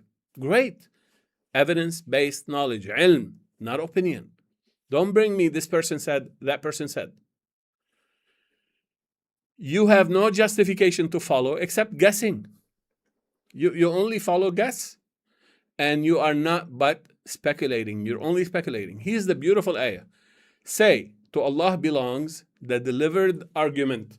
In other words, the arguments in the Qur'an, they belong to Allah. Allah approved them. Okay, the arguments, the proofs. Not the claims by Fir'aun or the claims by Shaitan. None of that stuff. Talking about Allah. And then it continues. For had He willed, He would have guided you altogether, ajma'in. Ajma'in, there would have been ijma' upon a certain specific end result of guidance. Even Allah does not give ijma'. This is the whole point of the ayah. Even Allah did not allow ijma' to the guidance. What ijma' are you talking about? It's so easy to disprove their claim, to show that they did not base their thinking upon the Qur'an. Even the term they chose betrays their ignorance. You want to call those scholars? Be my guest. I'm showing you the evidence. Let's continue and we close soon, inshallah. I'm sorry this is going to take another 10 minutes, but I want to finish it and wrap it. So who's the scholar? The scholar is someone who is disciplined in distinguishing between truth and falsehood, using specific techniques. I just gave you one, falsification. So who is the Qur'an scholar? The Qur'an scholar is someone who is disciplined in distinguishing between truth and falsehood based on the Qur'an. That's the purpose of the whole segment, right? And the title for the key secret here for understanding the Qur'an is your mental rational faculty by itself is not enough. You have to base it on the Qur'an. That's the whole point. So therefore, when we ask who is the Qur'an scholar, it's someone who understands how to deal with the Qur'an, because mental faculty by itself is not enough. That's the whole secret. So in the Quran, this characteristic is referred to as taqwa. Surprised? Yeah. It means extreme carefulness against making deductive mistakes. I really wish I can engrave this in the mind of every self-defining scholar. So in MQ, we simply call it discipline. Discipline in thinking and discipline in practice. It's a beautiful term. It means something very specific to those who have been following the Marvelous Quran channel. So taqwa must be based on ilm, meaning evidence-based knowledge, not guesses or opinions. And here are many, many ayat. This is just a sample of 3. In yattabi'una illa dhann, they follow guesswork, and guesswork is not sufficient to substitute for the truth. So now I'm teaching you, I'm sharing with you that if someone is bringing guesswork, opinion, ask them what's the evidence from the Quran, then it becomes ilm. If you accept the evidence, then you may adopt it, accept it. But if they don't bring you evidence from the Quran, they say this person said or that person said, okay, leave it in their mind. I don't want to rent my mind to stuff it with empty opinions and claims from this person or that person. So, most important starting point, what is tazkiyah? Tazkiyah, purification. What is purification? To get the garbage out of your mind, tazkiyah of your nafs. How do you do tazkiyah if you don't get the impurities out of your convictions? What's the first step? Identify potential problems. Listen to that voice that's saying, that doesn't feel right. This doesn't sound correct. Why would Allah do this? Listen to that sound. And then generally start by suspecting or proving that some current traditional claims and understanding are erroneous. Yeah, you're allowed to do this. As a matter of fact, the Quran encourages us. It says, "Fas'alu," go ask, inquire, challenge. Many, hundreds of ayat include questions and encouraging us to ask questions. Tabayyanu, seek clarification. The Quran talks about this. قُلْ هَاتُوا بُرْهَانَكُمْ, bring your proof if you are truthful. And here's a beautiful formative ayah. You know, لَقَدْ كَانَ لَكُمْ فِي يُوسُفَ وَإِخْوَتِهِ آيَاتٌ لِلسَّائِلِينَ. There are signs and clues for those who ask questions. But more beautifully, more stunningly, ayah 110 from Surah Yusuf. 110. Please pay attention. I know it's late. I'm going to continue just to make sure we close correctly. حَتَّى إِذَا اسْتَيْأَسَ الرُّسُلُ وَظَنُّوا أَنَّهُمْ قَدْ كُذِبُوا, until when the messengers reach the point of despair. This is talking about the messengers, but it applies to you. Watch. They reached the point of despair, and they suspected or became convinced, it depends how you want to translate it, that they were lied to or misled. Lied to by whom? Who gives information to Rasul? The Malaika or Allah. Okay, that's clear. Or they read it in some scripture. Okay, this ayah is saying they reached a point that they have been lied to. All the translations, every translation I revisited, butchered this translation.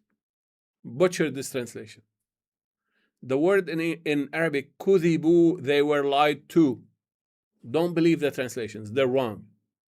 Kudibu, check it for yourself. Kadaba, to lie. Kudibu, somebody lied to them. So they suspected that they were lied to. Lied by whom? The ayah does not say. But when you start this suspicious investigation, somebody lied to me, I need to investigate it. Does that apply to you, by the way? This is between parentheses. Does not apply to you. This is exactly what I'm teaching you. Falsifiability. Something doesn't smell right, doesn't sit well with me. I'm suspecting that there's some misguidance, misleading, somebody ignorant, not necessarily by bad intention. They lied to me. They told me this is the only opinion, there's ijma', and there's no ijma'. Check it out. Okay, what happens when you engage in that suspicion and doubt and you pursue it to fullness, to really pursue? Don't just suspect and stop. Suspect and pursue the investigation, to study, to analyze, to to decide how to proceed, what happens? جاءهم نصرنا. Then at that time, our support arrives. At that time, the support from Allah arrives, whereupon whomever we willed is to be saved. فنجي من نشاء. But لا يرد بأسنا عن القوم المجرمين, those who butchered the interpretation, meaning those who gave you the ideas that caused ill feeling, they're not going to be spared from the punishment. However, your responsibility is separate from them. You don't sort of outsource your guilt to them. You can't outsource your guilt. If you have a suspicion that something doesn't sit right with you, something is unfair to the reputation of Muhammad sallallahu alaihi wasallam, or something is unfair to how Allah should be guiding us, and so on and so forth, investigate it. فَتَبَيَّنُوا فَاسْأَلُوا هَاتُوا بُرْهَانَكُمْ, bring your proof. And only then, when you really suspect that you have been lied to, meaning misled, by ill will or goodwill, whatever, then the support from Allah arrives. Is that clear enough for you? Is that enough proof that the falsifiability is an essential aspect of being a scholar? It's an essential aspect of being any follower of the Qur'an, let alone a scholar. So what is sacred knowledge? It's what Allah told us explicitly, clearly in the Qur'an, nothing else. Nothing else. Claims, declarations by human beings, dreams. This person said, this person was a wali. How can you belie him? I don't care. He's a wali for himself, between himself and Allah. I'm responsible for myself. I want to be a wali of Allah. In order for me to be a wali of Allah, I have to be sincere in my relationship with Allah. So this life is not about praising this wali or Sidi or Imam or Mufti. This is not what the relationship with Allah means. Relationship with Allah means I have to become as close in my connection with Allah as possible, as sincere, as faithful, as objective, as disciplined, as real, not waiting for somebody's approval, not waiting for somebody praising me for how many rak'ah I did, how many, how black of a forehead I have. It's all the fake stuff they teach. The real stuff is, do you feel truly, sincerely objective and disciplined in your relationship with Allah? That's what matters. That's for normal followers of the Quran, let alone scholars. I hope you appreciate what we're saying. So, does the Quran teach us about sacred knowledge? Yes, absolutely. فَعْلَمْ أَنَّهُ لَا إِلَهَ إِلَّا اللَّهِ. No, have evidence-based knowledge that there is no deity except Allah. Even in the Shahada, you have to have evidence-based knowledge. Evidence-based knowledge. Even in Shahada, imagine this. Is there more important things for a Muslim than the Shahada? No. The Quran says you have to have evidence-based knowledge for it. What happened to all their claims? They're less important than this. I hope you appreciate how significant, how much in trouble we are as a community, as a Muslim community. Alhamdulillah, those who have been following the marvelous Quran are past this stage. Okay, I give you a lot of different ayat to prove it, but you can read them. Final conclusion takes us back to the thumbnail. Parroting the opinions of traditional scholars is without validation and verifications. That is, without validation and verification is not scholarship, is not ilm. It's not. Don't call them scholars. Even if they wear the funny hats and the turbans and big gray beards that cover half the books they read. That's what I'm trying to show. Their beards actually prevent them from seeing all sides of the opinions. So they give you half the opinions. They give you what they like of what they read, because their beards are covering up other parts of what they don't share with you. I hope you appreciate the joke. The Quran is not a flat string of text, but a very complex, heavily interconnected network of nodes.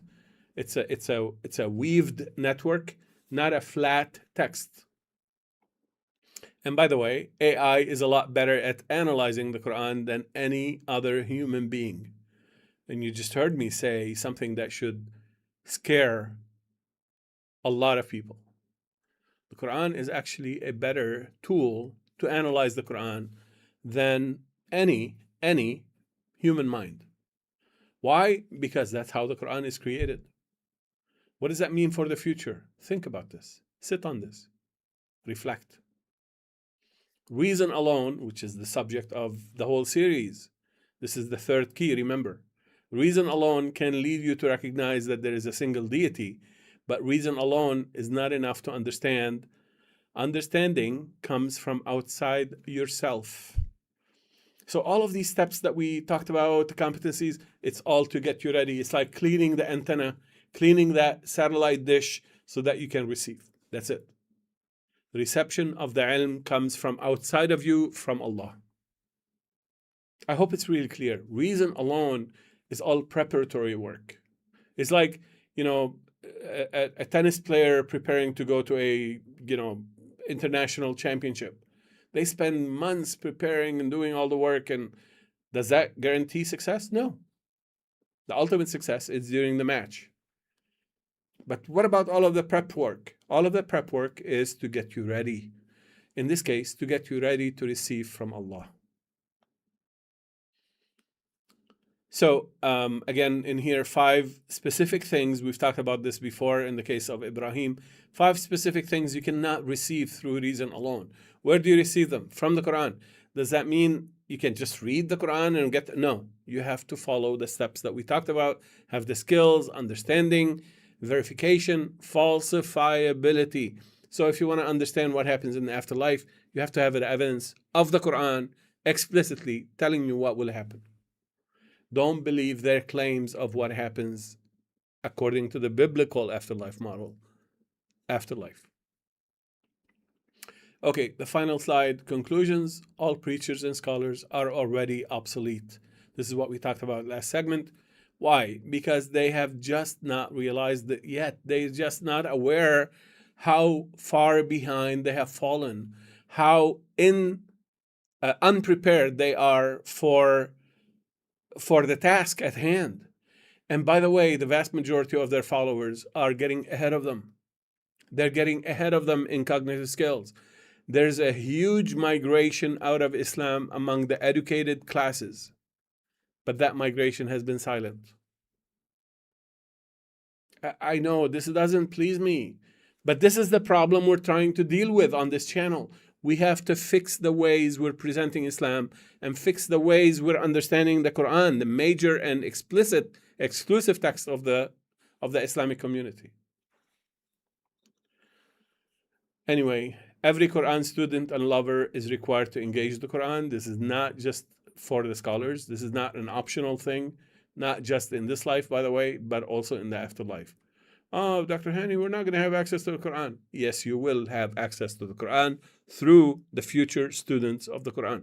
That's why you are required to prepare the ground of having future students of the Quran to help you in your afterlife. We've talked about this many times before.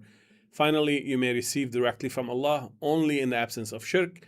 And remember, not every epiphany, not every dhikra is to be trusted.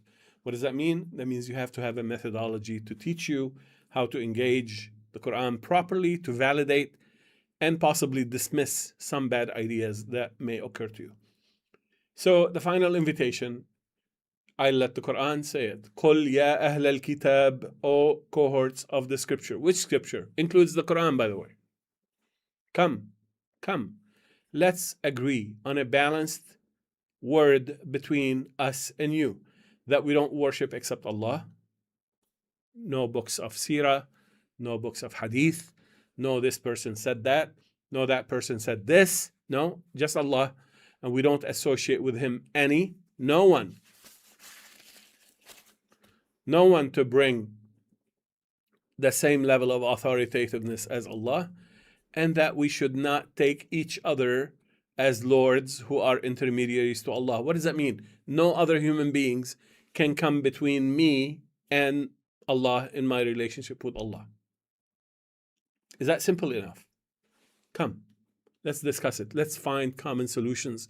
Let's identify the problems objectively, like adults, like serious, responsible leaders, and decide how to deal with them so that we can make a better future for ourselves in our afterlife and a better future for our descendants, the youth.